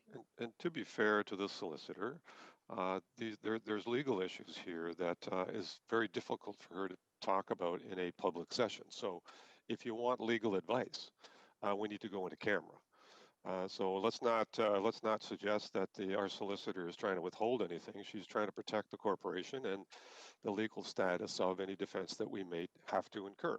So trying to solicit from her legal advice in a public session, I think is somewhat unfair. But I won't put words into Nicole's mouth. Nicole, you can speak for yourself. Go ahead. Mr. Mayor, thank you always. I always appreciate your comments and advice. I would have just then hoped that the city solicitor said, Councillor Jackson, for further elaboration, I think we should go in camera before you deal with the deferral. Mr. Mayor, through you, please. Yep. We haven't given her the opportunity to say that. I kind of jumped the gun on that one. Thank you. Nope. Thank you, Mr. Mayor. Nicole? Through you, Mr. Mayor. So certainly, Councillor, I'm happy to try and elaborate that in further detail, and to do that in camera is absolutely within Councillor's purview, should you wish. But trying to be as succinct as possible with what I've said in public so far, if Council wants to debate the reconsideration motion, I would suggest that that is possible, but that I would ask Council to be careful and consider their comments individually as they're made in terms of the debate, to stay away from the issues that are part of the judicial review, being the jurisdiction of the Integrity Commissioner and the procedural fairness of that process. If that is something that Council is comfortable with, then the debate on the reconsideration could proceed with that caution that I've made. Otherwise, there's certainly, depending on the nature of the debate, if that was to wander or bleed into other areas, then certainly a deferral motion would be in order. But ultimately, that is Council's decision as to how you wish to proceed. Deferral motion is what's on the table right now. Yep. So and let's be clear, we're not discussing reconsideration. We're discussing whether to defer or not. Fair enough, Mr. Mayor. Thank you. Lastly, on the JR, since the JR, you've allowed the JR to kind of be part of this discussion, so we know whether to defer or not, reconsider or not ultimately. I'm asking through you to the city solicitor, why would she need to hire external counsel to defend our ICO? Why could it not be done in-house? That's my last question, Mr. Mayor. Thank you. Nicole? Through you, Mr. Mayor. So I would suggest that the judicial review application, there may be issues of potential conflict that might arise down the road, and I would certainly look to the resources and the availability of my staff to conduct that review, and would suggest at this point in time we provide outside legal counsel, and that certainly has been the request, and they're right, frankly, for the Integrity Commissioner to request at this point. Okay, thanks, Mr. Mayor. My comfort level has not been raised, but thank you, Mr. Mayor. Okay, thank you. I'm sure that everyone's comfort level is challenged right now, but bottom line is we need to make a decision. We have Councillors Nan and Councillors Wilson second time. Thank you. Through the mayor, just a question to Solicitor Oddie, if I may, sparked from some comments that were made earlier by my colleagues, and it has to deal with the technicality of a judicial review. There was I thought I heard somebody around the table say that witnesses and testimonies can be called in a judicial review. My understanding was that that's not the case. Could you please clarify? Nicole? Through you, Mr. Mayor, to the councillor. So the judicial review proceeds by way of notice of application. And while there isn't live testimony, as would be in a trial, there is affidavit evidence and cross-examinations on those evidence, or on those affidavits rather. So that would be at least the potential for any statements or comments made to be introduced through affidavit evidence. Got it. And through you to Solicitor Oddie, could you please clarify then any comments that were made at the previous council meeting on September 30th in terms of the formal report that was in front of all of council?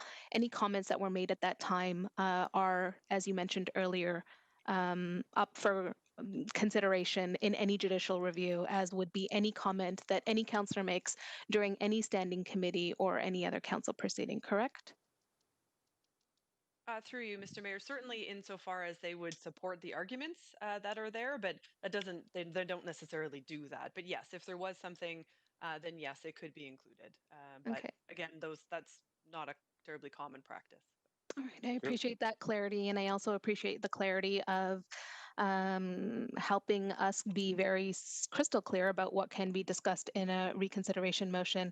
And on the deferral, then I would also like to speak against deferral. I believe it's possible to entertain the reconsideration motion at this time without impairing the judicial review. And I would appreciate the opportunity to do so. Thank you. I'll be voting against deferral. Okay, thank you. Councillor Wilson. Oh, thank you, Mr. Mayor. Councillor Nan asked my question in terms of the practice and what's involved in a JR. So that has been asked. And I received the answer, and I appreciate it. And I received the answer of we just in reconsidering. I think Solicitor Oddie said don't stray into jurisdiction, and don't stray into whether procedural fairness was practiced or not. So I'm pretty clear, and again would be voting against the referral. Thank you. Thank you. So the deferral motion's on the floor to defer until such time as the judicial review is complete. It's moved and seconded. Councillor Clark, we're almost there. Go ahead. Are we are going in camera for other items today? Is that correct, Mr. Chairman, Mr. Mayor? We are. Yep. So personally, I'm still struggling to understand the city solicitor's position. On one hand, that we have to be cautious about what we state, but we can still proceed with debating the reconsideration motion, even though things that are stated on the floor in public could impact the outcome of that judicial review. So I really would prefer to have some clarity in terms of examples in where we should not be straying if the reconsideration motion is considered. And so my preference would be to ask those questions of the city solicitor in camera. Okay, and if that's the collective will of council to set this aside until we've heard from our solicitor in camera, please let me know. So maybe a formal motion, Councillor Clark, the test of will of council. I don't see any further speakers, to be honest. Oh, sorry, Councillor Whitehead. So, Mr. Mayor, let's be clear. To have my integrity challenged by council previous speakers is concerning. I made it already clear that I was a witness in the context of a judicial review. So what transpired as a chair of the licensing tribunal that was brought in front of the judicial review as a chair of that committee, I brought forward. They had lawyers from both sides. They taped the conversation, the affidavit, questions were asked, and that affidavit and the presentation was provided for the judicial review. So the solicitor cleared that up. But it's just that I made that statement, and it was somehow doubted that was in fact the case, and that surprises me. Thank you. Okay, thank you. I have Councillor Paul's first time. Go ahead, Councillor. Thank you. The last time that we talked about this issue, I stated a conflict of interest because it dealt with the police board and police. So I will stay consistent on my advice that I was given to not vote on this matter. Thank you. Okay. Second to that, I have Councillor Ferguson. Councillor Ferguson? You might want to turn your video on. I don't see you at this point.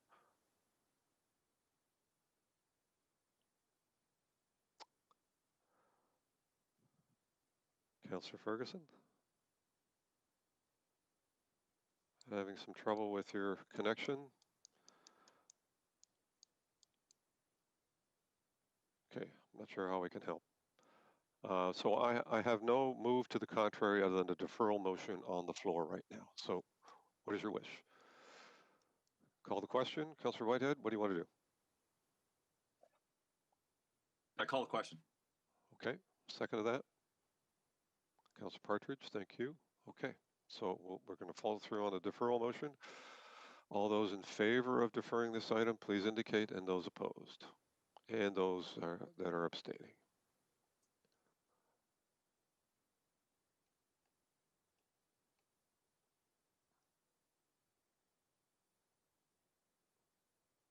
You're putting the motion, you're putting the vote up.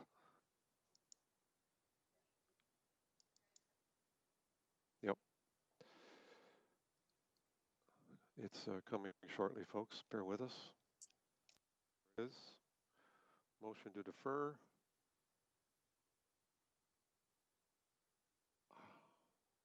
So I thought we called the question and we were moving on calling the question.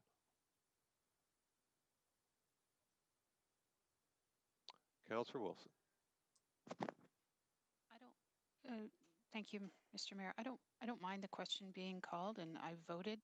I thought I heard a member of council ask that a matter be placed into closed session for to receive some further details. Maybe I misheard that, but I always thought that that was a prerogative that we would afford out of custom to our fellow councillors, and I guess I was confused. I thought that's what we were doing. No, we were calling the question. So Councillor Whitehead called the question. I asked Councillor Clark if there was a motion and we could formalize that. It didn't appear. And so I followed through with Councillor Whitehead to see if he wanted to call the question, and he did. And then we voted. Councillor Clark, you indicated you wanted to speak as well? Yes. Yes, I did ask questions. I didn't move the motion to go in camera because in listening to all of the discussion, the reality hit me. It doesn't matter whether or not you have the city solicitor monitoring what we say.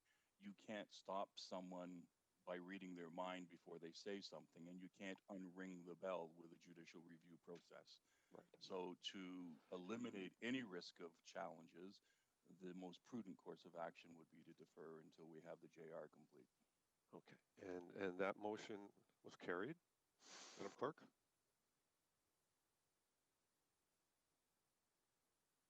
Okay. So we're going to vote on that one more time. The question was called, so all those in favor, please indicate. Anyone opposed, indicate that as well. And Councillor Wester-Pauls is abstaining. You can indicate that. And the vote should pop up in a second.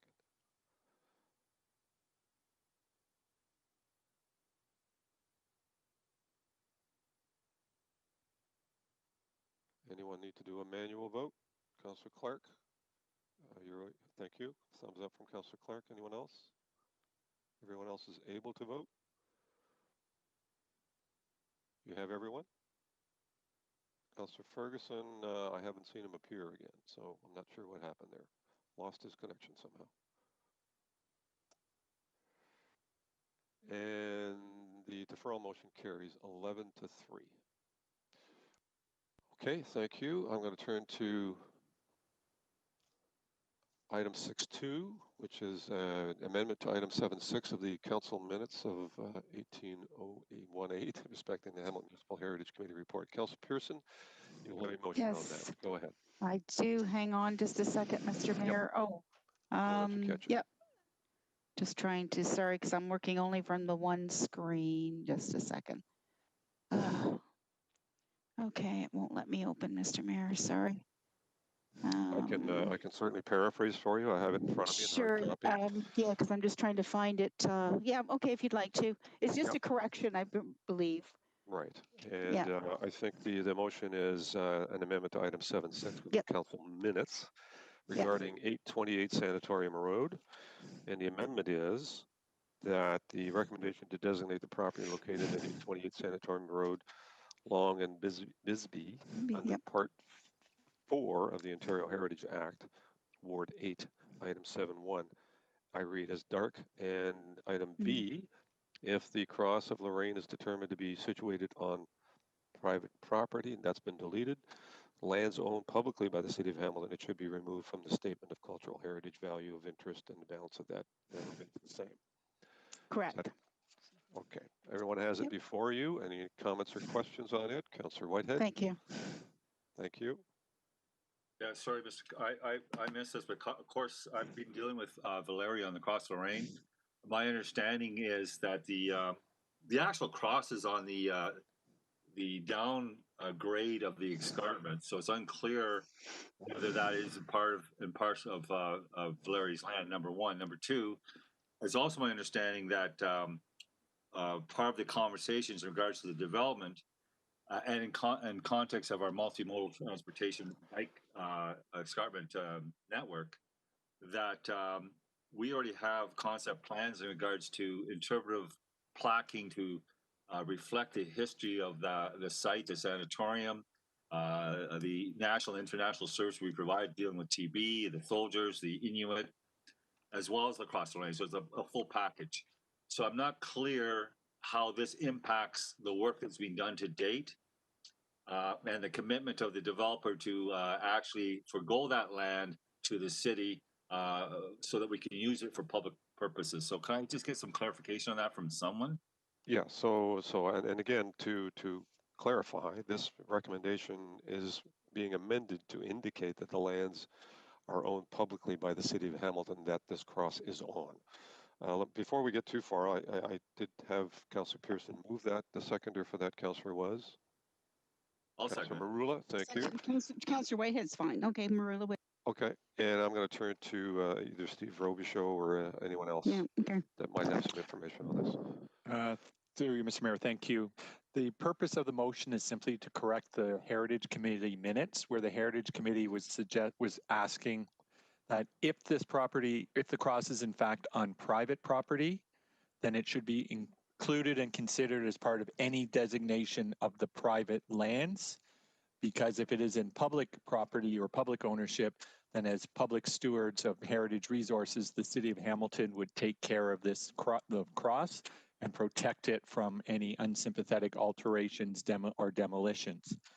As it relates to the owner's plans, whether it's on public or private property, or whether it's designated or not, it would not interfere or disrupt any of their plans. And the owner is aware of this motion, and the owner has no concerns or objections, and the owner is acknowledged that if it is in fact on their property, then it's their obligation to maintain this feature. But the motion is simply to correct what was essentially a transcribing typo at the Heritage Committee, where it was inadvertently referenced to being on public lands, where it should have said that if it is on private lands, then it should be included in any consideration of a designation of those private lands. Thank you. Okay, I got it exactly wrong, and he got it exactly right. Councillor Whitehead? Can't hear you just yet. Let's unmute you first. Hang on. I've been pretty close to this file, Mr. Mayor, and it's a bit confusing now. And I don't know, most land property owners, there's the Conservation Authority and the Niagara Escarpment Commission, and the responsibilities from basically the plateau down is the response falls actually under the NEC, as I understand in the context of oversight. So the NEC piece isn't even addressed in this piece, one, and two, when we originally dealt with Dean Lee on the properties, it was pretty clear that part of the process in the development of the application that the lands adjacent to the brow were to be placed back into city ownership. Am I wrong about that? Steve? Through you, Mr. Mayor, my recollection, it was that there was to be either a publicly owned trail along the brow of the escarpment or an easement and right-of-way over any lands that were within the former road allowance and conveyed to Dean Lee Group that would maintain still the public access along the top of the escarpment. And then in addition to that, there were some infrastructure works or facilities that would be required that would be within on publicly owned lands as well. But there was an intent to provide for a unencumbered, or there were a unrestricted public access along the brow of the escarpment through the what was then referred to as the Dean Lee lands. And it's also my understanding that they required assistance from the city in the context of the road network for us to convene some of those lands to them in the purpose of their development and actually a closure of the road at some point in time. So we, playing ball, we usually, we ask individual landowners that are doing any severances on the property, for example, or development, to give up road allowance lands that we need, and that's built right into our official plan. So I'm trying to understand. I thought we already dealt with their ask in the context of the road network is there, what they required, and as part of the compensation for facilitating that, that they would have an obligation to provide these lands directly back to the city. Is that not right? Okay, we're way beyond your Well, we're beyond your 5 minutes and well beyond the heritage designation correction that we're talking about here. So, Steve, you want to answer any of that, and then we'll get on with the motion itself. The ward councillor's through you, Mr. Mayor, the ward councillor's recollection is correct. There was a portion of the road that was going to be stopped up, closed, and conveyed to the adjacent property owner. But there would be a requirement for an easement or right-of-way over those lands to help facilitate public access through the site to maintain pedestrian and non-motorized connectivity on those lands. We have reiterated that information to the applicant, and that the applicant is aware of those obligations and acknowledges their obligations in terms of the maintenance of public access for walking or cycling through those lands. Thank you. Thank you. I just want to confirm that, not lose sight of that, Mr. Mayor. Thank you for giving me the allowance. Okay. Thank you. All right, on the motion then, as to make that correction, moved by Pearson, seconded by, remind me again, Whitehead, thank you.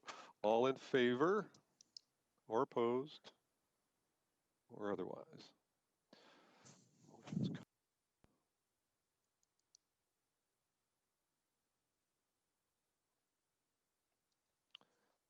anyone, Councillor Clark, thumbs up. And anyone else need to do a manual vote? All good. Thank you. We've lost Councillor Ferguson somewhere in the ether. He's back? Oh, where? Oh, there you are. Sorry. My apologies. Thank you. And that's carried unanimously as well. Item 6.3, protection of Century Manor. Councillor Danko, you have a motion on that, please. Thank you, Mr. Mayor. Moved by myself and Councillor Whitehead, if you would second, I'd appreciate that. Thank you. So this is a motion for the protection of Century Manor. I'm just going to read out the motion and then I'll speak to it. Whereas Century Manor is contextually, historically, and architecturally significant as it is rooted in the development of institutionalized mental health care in Hamilton in the late 19th century and is a rare example of a special purpose-built building designed to house patients receiving mental health care and is the only surviving building of its kind in Hamilton and one of the few still standing in the province. Whereas there have been recent break-ins and vandalism at Century Manor, which not only poses a significant threat to this important building, but also poses a threat to the health and safety of the public. Whereas the City of Hamilton's Property Standards Bylaw 10-221 requires owners of vacant buildings to secure and protect their buildings against the unauthorized entry of persons by closing and securing openings to the building. Whereas while Century Manor is a provincially owned property, the City of Hamilton wants to ensure that all appropriate security measures are being taken to protect this historical heritage asset. Therefore, be it resolved that City staff communicate with the province's regional facility manager and the Minister of Municipal Affairs to request that the province prepare a plan to better secure Century Manor and that the plan, in addition to the measures already in place, also include the following. A, metal sheathing covering all the lower doors and windows with distorted screw heads, which is consistent with City of Hamilton Property Standards Bylaw. B, motion sensors on the exterior. C, security cameras monitored by facility management. And D, a regular method of contact between the regional facility manager and the City of Hamilton's municipal law enforcement and development planning, heritage, and design staff to ensure the security and status of the building. And just if I can elaborate, Mr. Mayor, since this issue with the municipal zoning order on the property that includes Century Manor came forward, Century Manor itself has been in the news, and our office has recorded several break-ins, and it seems to be occurring more and more frequently. Perhaps that's leading up to Halloween. For whatever the reason, there are people that are breaking into and entering this property on more or less a regular basis. This property is 100% owned and the responsibility of the province of Ontario. And at this point, I'm not sure exactly what interest the province has in the property. I know that on the political side, as the Ward 8 councillor, I've had zero communication from MPP Donna Skelly or the Office of the Minister of Municipal Affairs regarding their future plans for this property and their responsibilities for it. I know that you, Mr. Mayor, have had a conversation directly with the Premier about this property, and he was unaware of some of the fundamental issues that surround this. So at this point, to be honest, I don't have a lot of confidence in the province's interest or ability to secure this site as it stands. I know that our staff have been in discussion with directly with provincial staff, so there is some informal communication at the staff level. But again, in my opinion, I think what the worst case outcome would be here was if there was an unauthorized entry, a break-in, and somebody was to start a fire, or there was some sort of significant vandalism to this building, to the effect that part of it or all of it had to be demolished. The province basically gets to then wash their hands of that, their responsibilities to this structure, and I think that is in real risk of happening. And we've seen that in other historic properties in the city. And coming up on Halloween, that's kind of like the plot to a horror movie here, where the province then goes and builds an 18-story condo built for profit on the charred remains of a 19th century psychiatric hospital. So as a municipality, we are limited to what we can obligate the province to do. As a property owner, we have different rights with provincial property than we do with other city property owners than regular residential property owners. So the best that we can do is appeal to the province to properly secure this building and make sure that that entry that we are seeing is restricted and that they take responsibility for their obligations for Century Manor. Thank you. Thank you very much. Councillor Whitehead. Yeah, I think I want to thank the Ward 8 Councillor Danko for bringing such a prudent and proactive motion forward. We did believe, Mr. Mayor, and you know this because I worked with you as well, a win-win-win situation where Century Manor would have been preserved and in fact restored and in fact be utilized by Mohawk College. It's unfortunate we are in this unknown period in respect to the interest of those lands and how they're going to be utilized. But my experience on the Bisbee building, where Valeri currently owns, and the vandalism and the neighborhood complaints, and how many complaints came in, and we kept referring those complaints directly to appropriate branch to rectify. And people need to understand the problem with this process is there's a due legal process for them to put orders down and have those orders implemented, which unfortunately can lapse, and in the time it's lapsing, a fire or severe damage can take place. So to get ahead of that is prudent, and lessons are learned. The due process in regards to the legalities, unfortunately, still makes the building vulnerable. By getting ahead of those legalities and be proactive, prevents you and the building be put into a vulnerable situation in the context of vandalism and fire. So I think this is very prudent. Century Manor is a very important element of not just the architecture, but the contribution in the early days, nationally and internationally, again, in our community, and it needs to be recognized and be part of our legacy. So I commend the good councillor for Ward 8 for being proactive on this particular issue. Thank you. Thank you very much. And I do as well, and I think it's a perfectly appropriate motion. I can tell you, though, that I know that there is ongoing discussion between the province, Minister of Municipal Affairs and Housing, as well as Mohawk College. And there remains a continuing interest in the Century Manor on behalf of Mohawk College. So that discussion continues, and we're certainly hopeful that it results in something positive in terms of redevelopment in that area.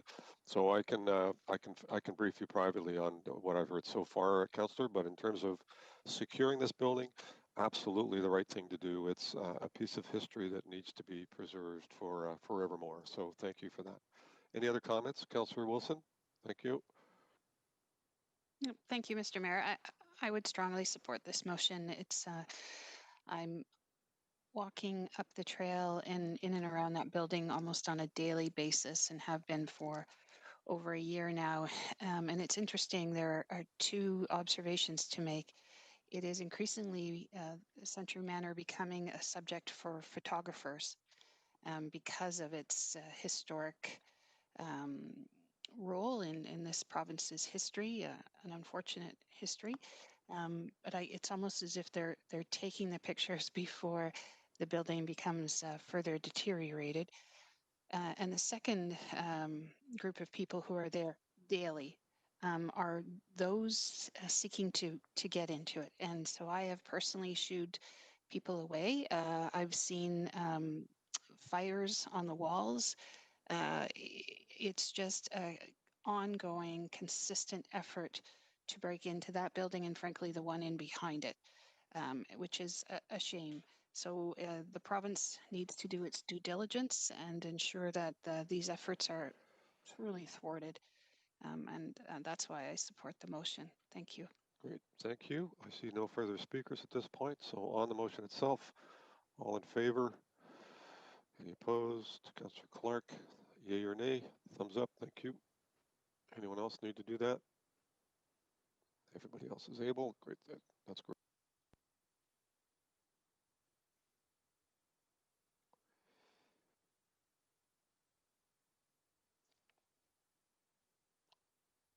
Councillor Pauls, you're in favor? I don't see Councillor Paul. No, yep, sorry. Councillor Paul's got her thumb up. Just dart it back onto the screen. Thank you. That's carried unanimously. Thank you. Councillor Pearson, you have a motion regarding a property and liability insurance renewal report. Councillor Pearson. Yes, sir. It's moved by myself. I'm going to ask, I believe this was myself and Councillor Esther Pauls back when we dealt with this. Hang on. Yeah, so moved by myself. I'm going to ask Councillor Esther Pauls.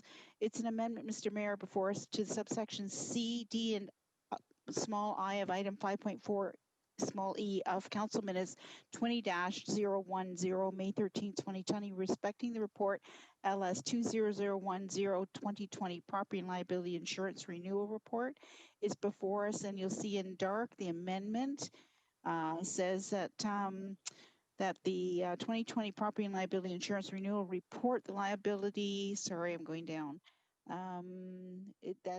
this, which is included in the amount, sorry, that it's a lot of words on it. So we're just changing it, that we're amending it to delete the letters RMS and replacing with the words risk management services, which is the RMS, only an acronym, and deleting the word counselor and placing it with the words general issues committee.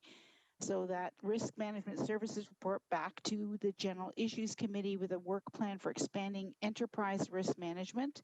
That's on our property insurance. And then if you go down to D, to mitigate market volatility, the second layer of liability coverage for the term January 1, 2021 to January 1, 2022, be included, be continued through Arthur J. Gallagher Canada Limited and Marsh Canada Limited at a cost of $950,000 net of taxes and the changes, which is included in the amount of $7,748,615 in subsection B above, and be moved to and be included in the 2021 risk management RMS budget. And I believe that's it. So it's a risk management services report back to the general issues committee with a work plan of expanding the enterprise risk management. Okay, thank you. The motion's before you. Any comments or questions on it? Thank you. So all in favor then? Moved by Pearson, seconded by Pauls. All in favor? Any opposed? Councillor Clark, thumbs up. Thank you.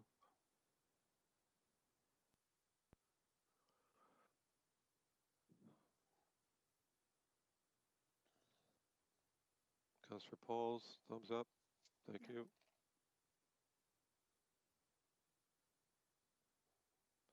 That's carried. Thank you. And item 7.1, Councillor, motion regarding staff comments to proposed regulations for Blue Box program transition.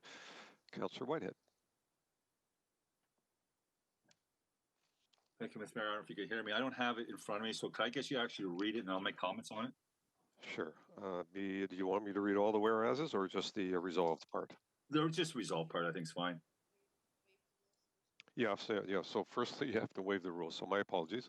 Moved by yourself, seconded by Councillor Farr. Councillor Farr, thank you. That we waive the rules to present this motion. Any comments or questions? Not seeing any. All in favor? Electronic vote. Show of hands. Okay, we're having a little vote issue. Show of hands. Anyone opposed? Not seeing any. Thank you. All in favor then.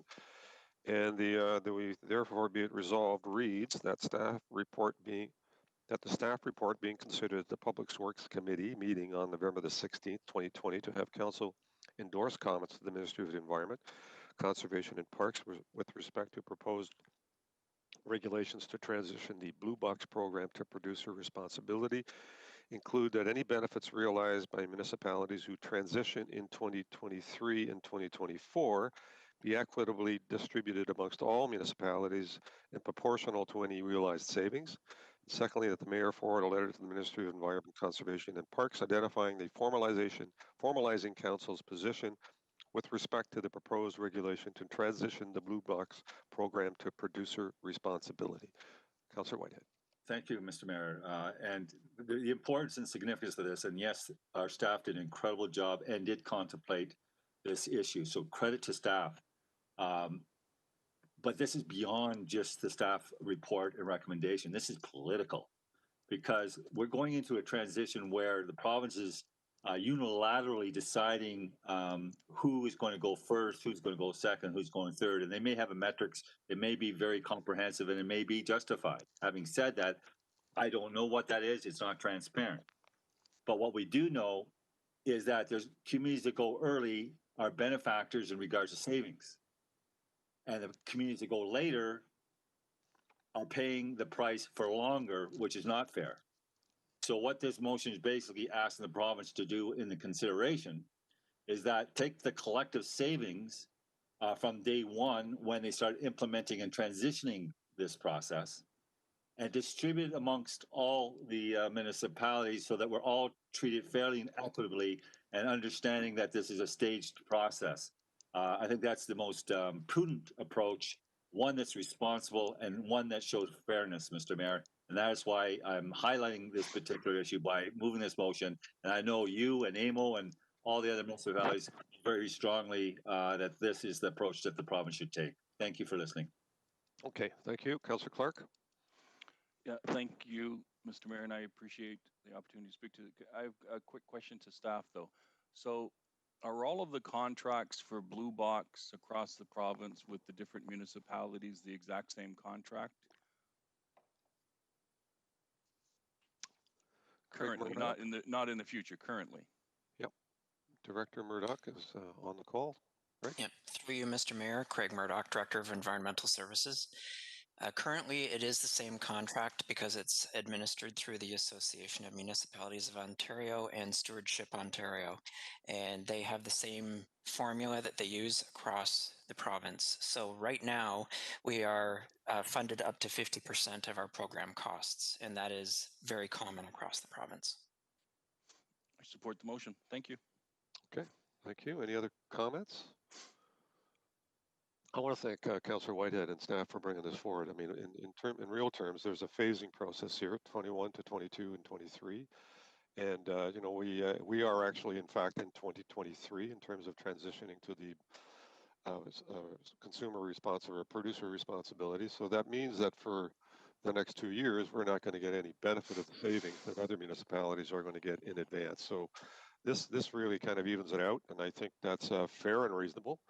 That the province should, you know, obviously reward those that are all heading towards producer responsibility and getting the benefit of those savings sooner rather than later. So totally prudent, wise direction to provide to the province, and I'll be happy to sign that letter to the Ministry of Environment and Conservation and Parks. So thank you, Councillor Whitehead and staff. And on the motion, any further questions? Not seeing any. Thank you. All in favor? Able to put the vote up? Janet, thank you. Councillor Heard your affirmation a minute ago, so thumbs up. Thank you. Anyone else need to do a manual? Are all able to vote? Councillor Pauls, thumbs up. Thank you.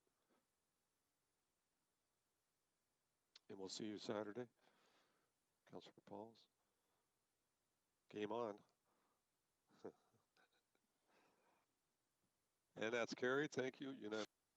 And we're going to go to statement by members. So we will start with, who do I normally start with? Councillor Clark. Let's go backwards. Councillor Clark, you're first.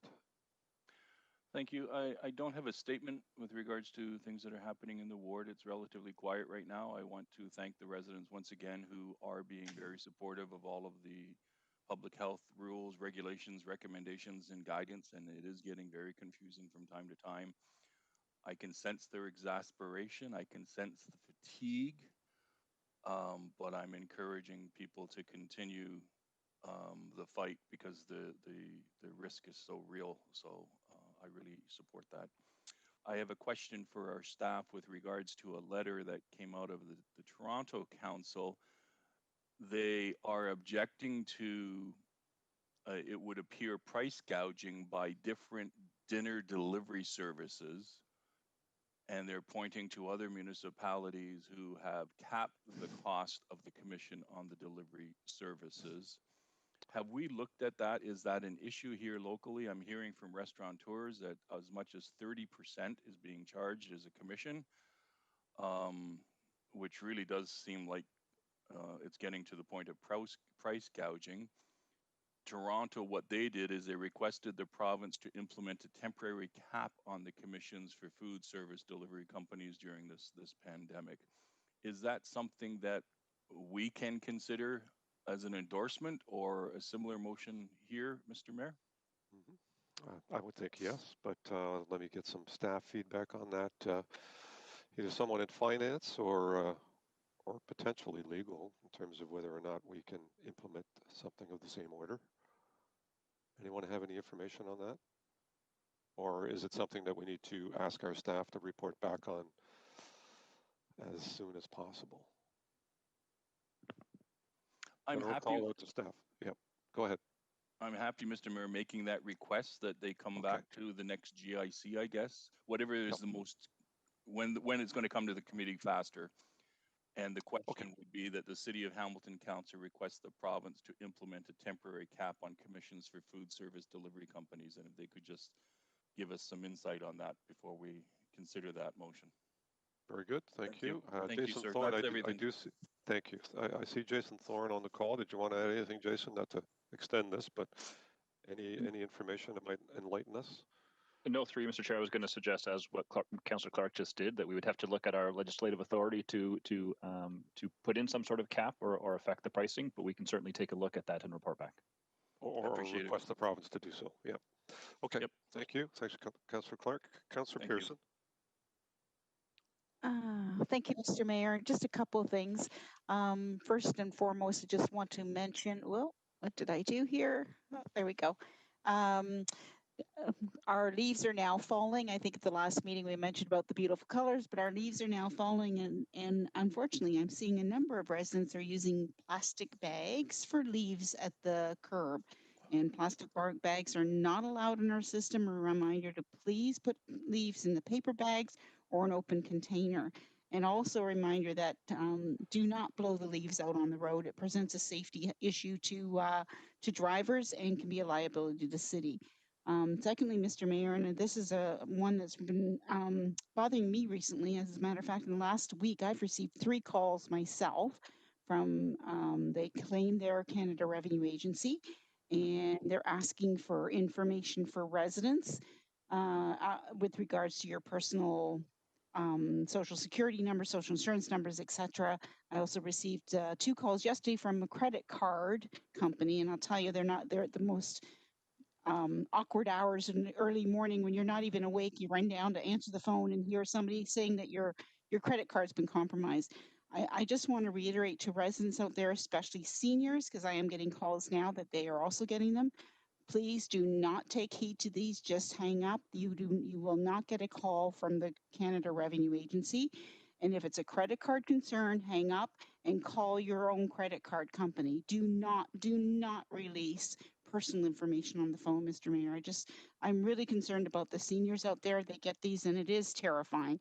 And lastly, whatever residents do for Halloween, I wish everyone a happy and safe Halloween. Again, word here, safe. Please be safe. Thank you. Thank you. Councillor Johnson.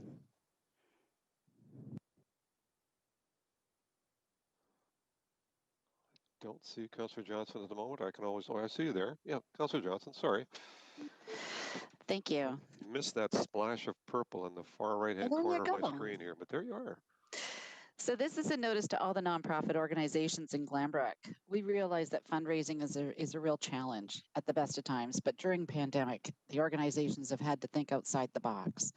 So we're calling on all nonprofit organizations in Glanbrook to contact me through email or the website with your fundraising plans so that we can advertise them on our social media outlets and to be part of the newsletter. And my last announcement, sir, only because this is to my son, Daniel, who always faithfully watches our council meetings. Happy 31st birthday to our baby. Thank you. Thank you. I'm going to start calling my kids babies, and they're older than that. Okay, thank you. Councillor Ferguson. Yeah, thank you, Mr. Chairman. I don't have anything particular to report on, although I may be a little scarce next week because my daughter's expecting her second child next week, and I got to cover the little one while that's going on. Although I think I can do that virtually at home with him.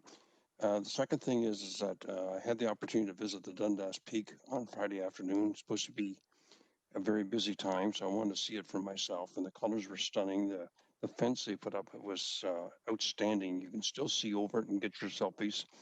Our children can look through it because it is a picket type fence, even though it's steel. And it's very well received. And I just want to congratulate the Hamilton Conservation Authority staff for the way they've managed this whole Greensville issue and the COVID thing. Unfortunately, we couldn't use the shuttle buses this year, and hopefully we can get back to that next year. Because if there is a disappointment, there's not many people that get to see it because it's sold out instantly as soon as it comes online 7 days ahead. And a lot of people are missing the opportunity to see it. But I just want to thank the Conservation Authority staff for the way they've handled not only the Dundas Peak, but all the COVID-19 requirements that have been imposed on them this year. I'm just doing Lisa's performance review now, and she's done an exceptional job. And I want to publicly congratulate her and Gord and Scott and all the other staff for a great job they're doing out there. And the second thing is, I think you missed asking me for the committee of the whole to rise and report. If I'm wrong, No, not yet, because we still have an outstanding item from the planning committee report, so we haven't finalized. Good point. I'm sorry. Thank you. No problem. Yep. Councillor Vanderbeek.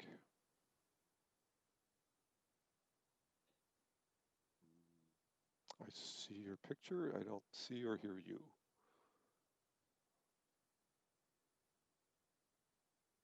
Councillor Vanderbeek, not yet. Okay, I'm going to go to Councillor Whitehead, and I'll come back to Councillor Vanderbeek. Oh, there you are. Sorry. Councillor Vanderbeek. Can you hear me? I can now. Okay, I'm having trouble with my broadband today, obviously. My video keeps freezing. Thank you. Just a couple of things. I did want to recognize a project of the Dundas Museum recently. It was called a Made in Dundas box. And so in order to support both the museum and our local businesses, they came up with the idea that they would create a Made in Dundas box and they would partner with the businesses downtown. So each box contained surprise things from the businesses downtown, and they could be purchased and picked up contact free. And the proceeds from those boxes will supply money for 5 students to visit the museum and take part in the education programming. So I just wanted to recognize that initiative, and I think it was quite successful. Well, it was quite successful, and I think based on its success,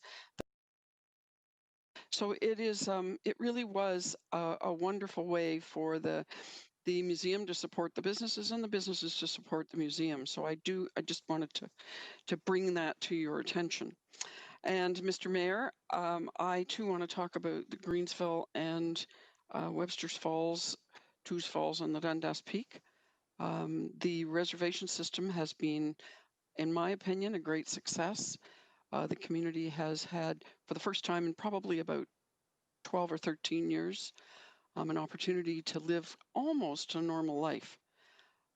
Little fallout downtown in Dundas, where they think they can park for free and climb the hill, but it has been it's been a marvelous thing this year. So I too want to thank the conservation staff for all their work and their initiative and the. Can you still hear me? Yep, still hear you. Can't see you, but can still hear you. My video is given out again. Anyway, that was all I had to say today. So thanks very much. Okay, thank you. Councillor Whitehead. Thank you, Mr. Mayor. I want to thank my community, primarily because there was an article, and I want to make it clear to my colleagues. I didn't ask for the article. In fact, I begged the article not to be produced or put out, but it was done anyway. And I can say that each and every one of my council colleagues have been absolutely wonderful and understanding over a period of time that I've had some significant health and personal issues. I also want to thank again, back to my community, the patience that they have shown, the understanding, the responses have been overwhelming. It's heartening, not only for myself, but for my family, because it's something that you don't wish on anyone. And we know there's so many families going through challenges right now on many different fronts. And all we can do is pray for them, understand them, and show patience. And I really appreciate the generous comments and phone calls and messages I've received over the last number of days. Thank you. Okay, thank you. You were going to mention Mr. Braley. Yes. And so let me before you do, I just want to update folks that Mr. Braley was cremated yesterday. There is a celebration of life planned for sometime later, date unknown at this point. And when that occurs, we will lower the flag at half-mast because Mr. Braley was a senator in the Senate and the House of Commons and Parliament. So at that time, we will lower the flag at half-mast to acknowledge his life and contributions to our community. Yes, Mr. Thank you very much. I've actually had the honor and the opportunity on many occasions, thanks to a former resident of Ward 14 and Ward 8 was Joyce Monjon, that have annual Christmas parties where Christmas carols were sung. And Dave Braley was often a person that attended that particular function, and I had an opportunity to get to know him better, and certainly his wonderful wife. And certainly I extend my greatest sympathies and prayers to the family. I can say that Dave Braley was a man of few words. Dave Braley was a very principled individual and very strong in his appearance and his presentation. I can say that Dave Braley cared dearly about our CFL, and some would argue that if it wasn't for Dave Braley, we may not have a CFL. In the context of him taking on Toronto, Hamilton, and British Columbia, BC Lions. He also was a strong influencer and commenter in the context of Hamilton politics at one time as well. So his significant contributions on the national scene, on the local scene, on the regional scene, through McMaster University, his philanthropy, is well known and documented and part of his legacy. I wish his family all the best, and he will be remembered. Thank you, Mr. Mayor. Okay, thank you very much. And I'm sure the family appreciates that, and we'll certainly keep an eye on when that celebration of life happens, and we will share that information with members of council. Councillor Partridge. Yes, thank you, Mr. Mayor. This Friday, October 30th, the Waterdown Legion, we will be doing a flag raising to kick off the start of Poppy Month and Remembrance for the month of November. It's at 11 a.m. and it will just be the very small group of us with the poppy flag that we'll be putting up. Remembrance Day is going to look completely different this year, so it will be virtual for a lot of legions across our city. But I really encourage everyone to please give to the Poppy Fund this year. You can do so through their website, poppy.ca, I believe it's called. And you know, I really encourage you. They need us. They need us more than ever this year. And we must remember our veterans, present and past, and certainly those currently serving. I also want to I also want to raise the issue of Grindstone Falls in Waterdown, and I'm very pleased to hear how well it's been going in Greensville and at other waterfalls. But I will tell you that it's an absolute nightmare in Waterdown because they're for those who can't get in at Webster's and Two Falls and the Peak, it appears that they're heading over to Grindstone. I do want to commend staff. They have been absolutely fantastic in monitoring what's going there and certainly handing out parking tickets. And certainly since the beginning of September, they have handed out over 400 tickets. They are just thousands of people just converging on the poor little streets in Waterdown and making their way on the roadway, Mill Street, down to the waterfall. So we are putting a number of parking restrictions forward. Some of them are in the bills today, which we will be finalizing and ratifying, and the signs will go up very, very quickly, and more tickets will be issued. So the last thing I wanted to recognize was I want to say thank you so very much to my community. The Flamborough Women's Resource Centre, which is the only rural outreach program in all of Hamilton that deals with helping women and their children and families dealing with domestic violence, advocacy at court, and all kinds of family crisis. Every year we have an annual Chili Fest. And of course, we would normally hold that inside a venue and have about 600 people come, all kinds of restaurants participating. This year, we had to do it a little differently, and we went to the restaurants. We asked them if they would participate. We had about 14 restaurants say absolutely anything that the Women's Center needs. And I will tell you that we ran it this past weekend, the 23rd, the 24th, and the 25th. Everybody was social distance. Everybody came at different times. The takeout orders were probably the most. The restaurants sold out, and it was absolutely phenomenal. So I want to say thank you, and also to my residents for stepping forward and supporting the restaurants, supporting the Women's Center, and also for their patience during COVID. It's not easy, particularly the fitness centers, the hairdressers, the restaurants. Everybody is being impacted by this. We will get through it.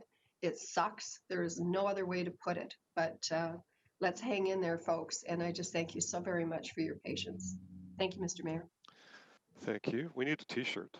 COVID sucks. I think it should be a national. It needs to be a national theme. I heard the Prime Minister say exactly the same thing the other day. So I'll start working on the T-shirt.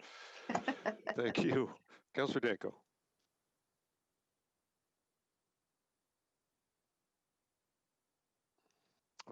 Who is there to unmute Councillor Danko? Thank you. Thank you, Mr. Mayor. Someone just stepped out, so we have had a switch of roles here. Thanks. Sorry about that. No problem. I was just enjoying the tour earlier of Council Whitehead's extensive Halloween decorations. Yeah, I thought he was going to get creative on us and do his presentation in front of something frightening. I was waiting to see the spider jump out. But just reminded me that this weekend is Halloween, so I just want to wish everybody happy Halloween. Perhaps this is the one day of the year where everybody can agree that wearing a mask is a good thing. But then I remember a lot of the anti-maskers don't like Halloween particularly much either, so maybe not. But you know, at least we can have some fun with it. Yeah. So just for me, just happy Halloween and a reminder of everybody to stay safe, and that goes for trick-or-treaters to remember to wear that mask for real, and also to wash your hands and all that candy that you're picking up, wash that as well. And for the drivers on the roads to just be careful of all of those trick-or-treaters who are going to be out and about as they are every year. So thank you. Thank you very much. Councillor Pauls. Thank you. I just wanted to let the residents know that on January 20th, from 6 to 8 p.m., Councillor Jackson on Ward 6 and myself, Ward 7, are having a virtual meeting regarding Mountain Park Drive improvements. We are all excited about this, and we welcome everyone. If you want to be involved, if you live near there, join in and let you give us your ideas and we'll talk about it. So I'm excited about that. But I also want to comment on, I think it was Councillor Brenda Johnson that mentioned about charities and how important it is that we support them at this time because there's a lot of events that have been canceled. I'm part of the Liberty for Youth dinner gala this November 5th. And I want to challenge everyone, if you have a minute, even go on it and check it out. They do great work to help our youth that are in trouble. And I've been a part of it for many years. And I want to thank some of the counselors that have bought tickets for it. And so I know a few counselors have, and I want to say thank you. But check out Liberty for Youth. And it's Frederick Dryden. He has done a fabulous job. And so please check it out. Thank you. Great. Thank you very much. Councillor Jackson. Yes, Mr. Mayor. Ironically, our next council meeting is on Remembrance Day. First of all, I want to thank City Manager Jeanette Smith and City Clerk Andrea Holland. I had alerted them in council about 2 months ago to this conflict about our council meetings, which now, as you know, have been for 8 months starting at 9:30 in the morning. And obviously, even if they're going to be virtual Remembrance Day celebrations, I know many, if not all of us, wanted to be a part of it in some way, somehow. So first of all, thank you, Andrea. Thank you, Jeanette, for making the alteration of the council meeting that won't start now till 1 p.m. so that the rest of us, if we wish to, can honor those veterans. And between now and then, Mr. Mayor, both personally, through some ads I've taken out, through people and families that have lost loved ones, that had veterans like my father, Ernie Jackson, that fought in the Second World War. I just want to salute our veterans, thank them for fighting for our freedom over the many decades. And in spite of any past flaws, I believe Canada is still the best country in the world. And we're just so privileged and honored to have all the privileges and the freedoms that we have to enjoy that many countries around the world, I'm sure, are envious of. I salute our veterans. Thank you, Mr. Mayor. Thank you very much. And we will be celebrating that virtually in various different ways. So we'll look forward to that as well. And as someone said, a reminder, find a way of getting a poppy. That level of support continues to support our veterans in every way possible. So if you can find a way of continuing to support that, that would be helpful. Councillor Collins. Not seeing Councillor Collins right now. Thank you. I'll come back to you if necessary. Councillor Marula. Not seeing him either. Councillor Nan. Oh, Councillor Marula, sorry. No, I was just telling you I'm fine. No need to add to anything. All right, great, thank you. Councillor Nan? Thank you, through you, Mayor. The only update for Ward 3 residents is tomorrow we'll be hosting the first in our virtual community series on community wellness and well-being. And the topic for discussion tomorrow at 6:30 is Complete Streets and Vision Zero. In light of the fact that there has been many drivers of vehicles who've plowed into the storefronts of many beloved businesses in Ward 3, we also unfortunately have some of the highest ranking collision intersections that lead to personal injury, plus all of the other cut-through traffic due to historic and legacy issues in terms of road design. So if this is a topic of concern or interest or passion, or you'd like to learn more, please join us. You can email us at ward3@hamilton.ca, and we will send you the registration link. Again, it's at 6:30. It will take place virtually. We will have staff from our roads department at Public Works, as well as myself making an overview presentation, as well as Environment Hamilton in terms of their Friendly Streets initiative, giving an overview of what they found so that we can put into context the holistic conversation that we're going to embark in for Ward 3 to look at what needs to happen, what needs to change, what are the interventions that make most sense to achieve Vision Zero in Ward 3. Thank you. Thank you very much. Councillor Farr. Thanks, Mr. Mayor. Can you hear me okay? I can. Just one quick note on Senator Braley, who obviously amassed a massive volume of success in a very fulfilling lifetime and in many fields. I just wanted to note that we're all very grateful that he gave back in unprecedented ways to the city. There's very few that could rival what he's given back. He has always staunchly defended his hammer. He was a great father. I know his 3 boys well. And the middle boy, Rob, back one 80s summer, actually got me a job at Orlick. And I needed the job. I was a starving student at the time. And Rob and I used to have the same sense of humor, and he sat in on the interview. And at one point, we both cracked wise and started laughing out loud. And David Braley, and I know you have in your lifetime, and maybe others of us have seen him be excitable as the demure that he's well known for is calm and collective. But every now and again, if you were involved in a conversation with him when he was passionate, he commanded a presence for sure, and not just physically. And he said, and I'll never forget, quote, when we cracked this joke and both started laughing in a job interview, quote, "There's nothing funny about a young man wanting to make a living," end quote. But he said it with a lot more passion. And even after that, Mr. Mayor, I somehow got the job. I was on the floor. There was a lot of repetition to it. I lasted just long enough to pay for the work boots he made me buy. And still have those work boots to this day. But for about a week there, in this repetitious setting, I will never forget it. It just wasn't for me, but I had a firsthand look at that little tiny car part that started it all for a very fulfilling life for a man who was so invested in this community. So yeah, he'll be missed for sure. And thanks for the opportunity. Thank you very much. Nice reminiscence for sure. I'm sure that'll come in handy in a celebration of life and whatever they might do virtually. And I suspect they'll be looking for some commentary in the next little while relative to his contributions in Hamilton. Councillor Wilson. Thank you, Mayor Eisenberger. Just 2 items. As October draws to a close, just a recognition that we're also ending Women's History Month. And as you know, it's to mark the significant declaration in 1929 that women are actually persons under the law. And so this past Sunday, I had the great fun and privilege to attend the Women Who Rock Awards. It was particularly special this year because it was honoring Black women and raising awareness of the intersections of racism and sexism, and also to accelerate our conversations about what kind of change is needed.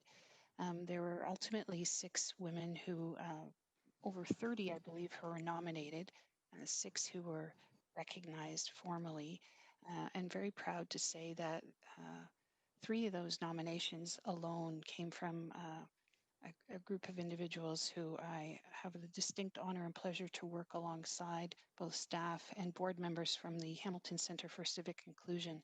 So I'd like to recognize all of those nominees for their contribution and the organizers of the event, and congratulate my fellow board members and staff members of HCCI.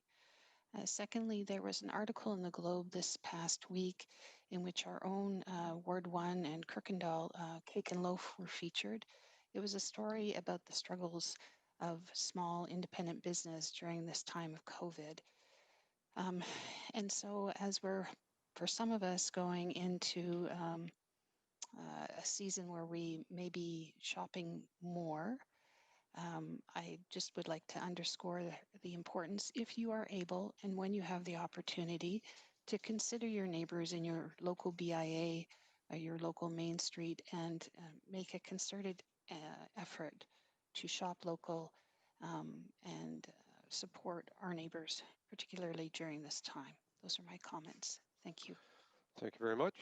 And that's the end of the statements by members. I'm going to Mr. Mayor? ask for a motion. I knew I couldn't get past that. Yes, Councillor, the very scary Terry Whitehead. Yes, well, I was actually going to ask you, when we go to adjournment, come back to me and we can have a nice parting shot of reminding us that Halloween is around the corner. Thank you. Okay, I'll do that before we adjourn, which is a little bit of a ways off, unfortunately. We're going into camera right now. So on the closed session minutes of October the 14th, 2020, can I have a motion to approve those minutes unless there's questions or comments? Moved by Pearson, seconded by Whitehead. Any comments or questions or corrections on the minutes? Not seeing any. Thank you. All in favor then of the minutes, please indicate. Are you ready for that? Councillor Clark, a thumbs up from you. Your vote is for today, unfortunately. Not of your making. Anyone else need to do a manual support? All voted. Perfect. Councillor Pauls, I don't see at the moment. Councillor Whitehead, I see standing with a thumbs up. Councillor Pauls just appeared. Thumbs up. Be great if you could leave your screens on, folks. You know, we're to be attending the meeting full-time-ish, not occasionally. So, no, if you could, that would be helpful. In terms of the vote, all carried. Thank you very much. And now ask for a motion to move into closed session to pursuant to section 8.1 subsection C, F, and K of the city's procedural bylaw 18270 as amended, and section 2392 subsection C, E, F, and K of the Ontario Municipal Act 2001 as amended, as the subject matter pertains to a proposed or pending acquisition or disposition of land by municipality or local board, the receiving of advice that is subject to solicitor-client privilege, including communications necessary for that purpose, and a position, plan, procedure, criteria, or instruction to be applied to any negotiations carried on or to be carried on by or on behalf of the municipality or local board.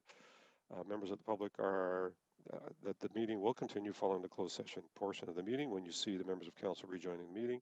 And we will wait up to 5 minutes upon reconvening to an open session before proceeding with the meeting thereafter. For voting purposes, you do need to go into closed session in eScribe, so you're able to vote in camera.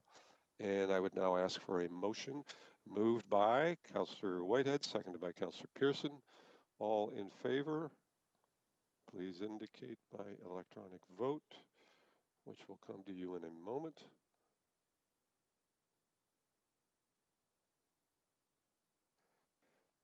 And again, you want to find yourself in a in-camera location, private room, closed door. Councillor Whitehead might want to get off the front porch.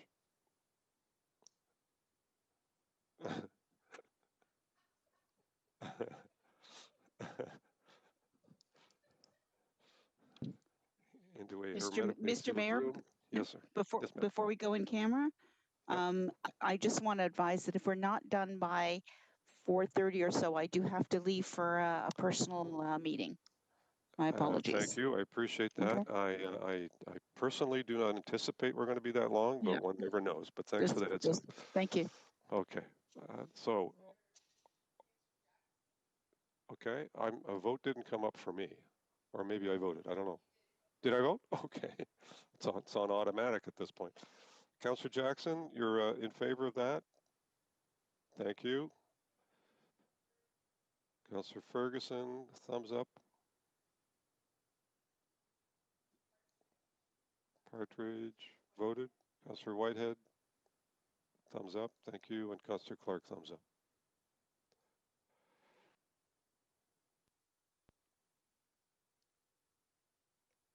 All right, that's carried as well. And so I'll ask clerks to take 5 minutes to go into camera. You can grab a coffee, tea, or whatever else you need to do, and we'll see you back here in 5. Is that enough time, Madam Clerk? Yep. Okay, 5 minutes. So 2:15.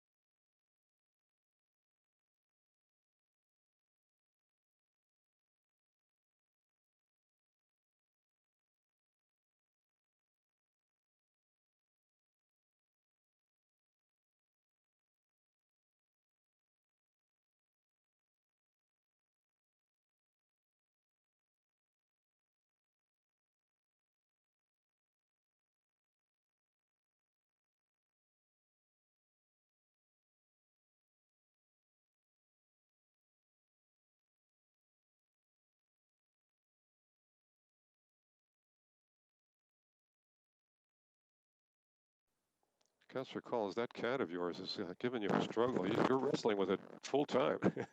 You are live now. Oh, thanks for that. I think the cat's winning.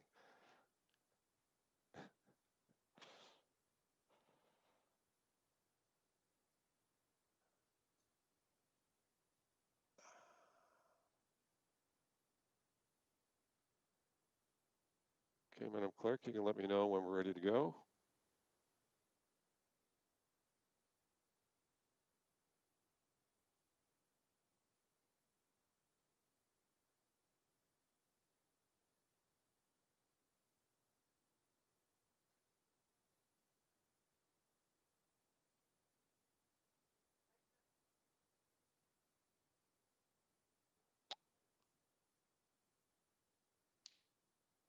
Are we good to go?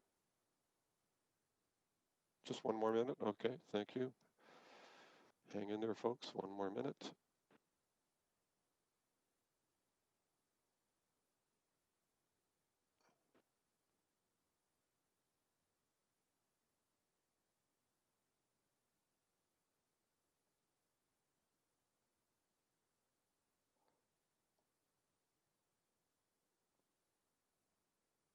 I'll consider that the New York minute. Thank you. On item 9.2, City of Hamilton Transfer Station and Community Recycling Center contract update. Could I have a motion to receive the report and maintain its confidentiality, please? Moved by Councillor Ferguson. Thank you. Seconded by Councillor Collins. Thank you. Any comments or questions on it? Thanks for the good work. All in favor or opposed? Electronic vote. I'm going to assume, Councillor Clark, you're still in the thumbs up mode or a thumb mode. Not presuming. Votes coming up. Anyone else need to do a manual indication of a vote? Thumbs up, Councillor Farr. Councillor Whitehead's on the move again. Councillor Nan, I don't see on the call at the moment. Councillor Paul's in the same category.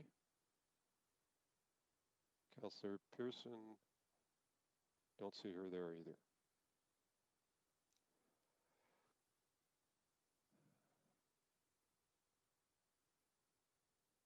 Thank you, that's carried.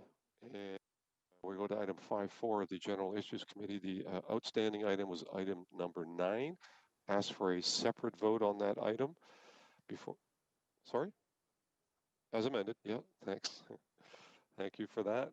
So on item 9 as amended, all in favor, electronic vote. Any opposed? Councillor Clark in favor, thumbs up. Any Councillor Farr, thumbs up as well.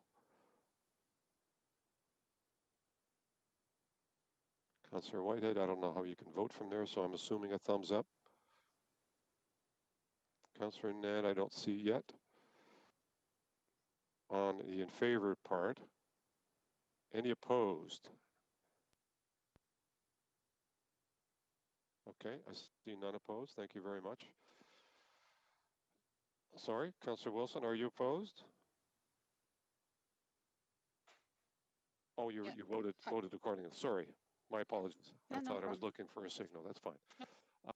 On the rise and report, Councillor Ferguson, a motion now to rise and report now that we've completed our, no, we haven't completed. Why not? Oh, yes, that's correct. Okay. So who was the mover on the balance of the GIC report? Was it Councillor? No, on the report itself, it was Councillor Danko, I think. Okay, Ferguson, yep, sorry. So moved by Councillor Ferguson, seconded by, remind me?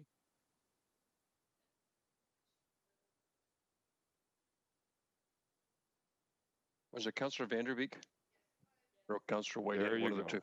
Okay, Councillor Vanderbeek, for the record. To finish off that report then, all in favor?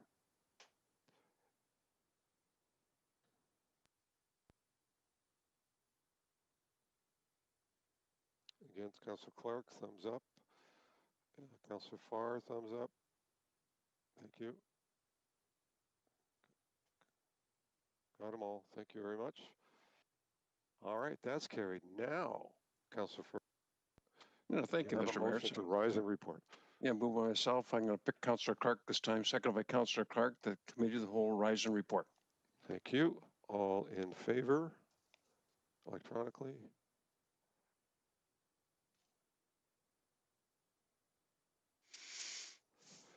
It's a common. Councillor Clark, thumbs up. Councillor Farr, thumbs up. 2 thumbs up. Thank you. Okay, having some difficulty. Anyone opposed? I see no one opposed, so all in favor that are present. Thank you. That's gone. Item number 10, bylaws and confirming bylaws. Was there anything else we needed to do? Madam Clerks? Madams of Clerk? Nope. Okay. On the bylaws, Councillor Ferguson, a motion, please. Yeah, thank you. Move by myself, and you could pick someone to second it. How about Councillor Partridge? That October 28, 2020 bills be passed, a corporate seal be affixed thereto and signed by the mayor and the city clerk. Perfect. Thank you. Any comments or questions on the bills? Seeing none. All in favor? Electronic vote.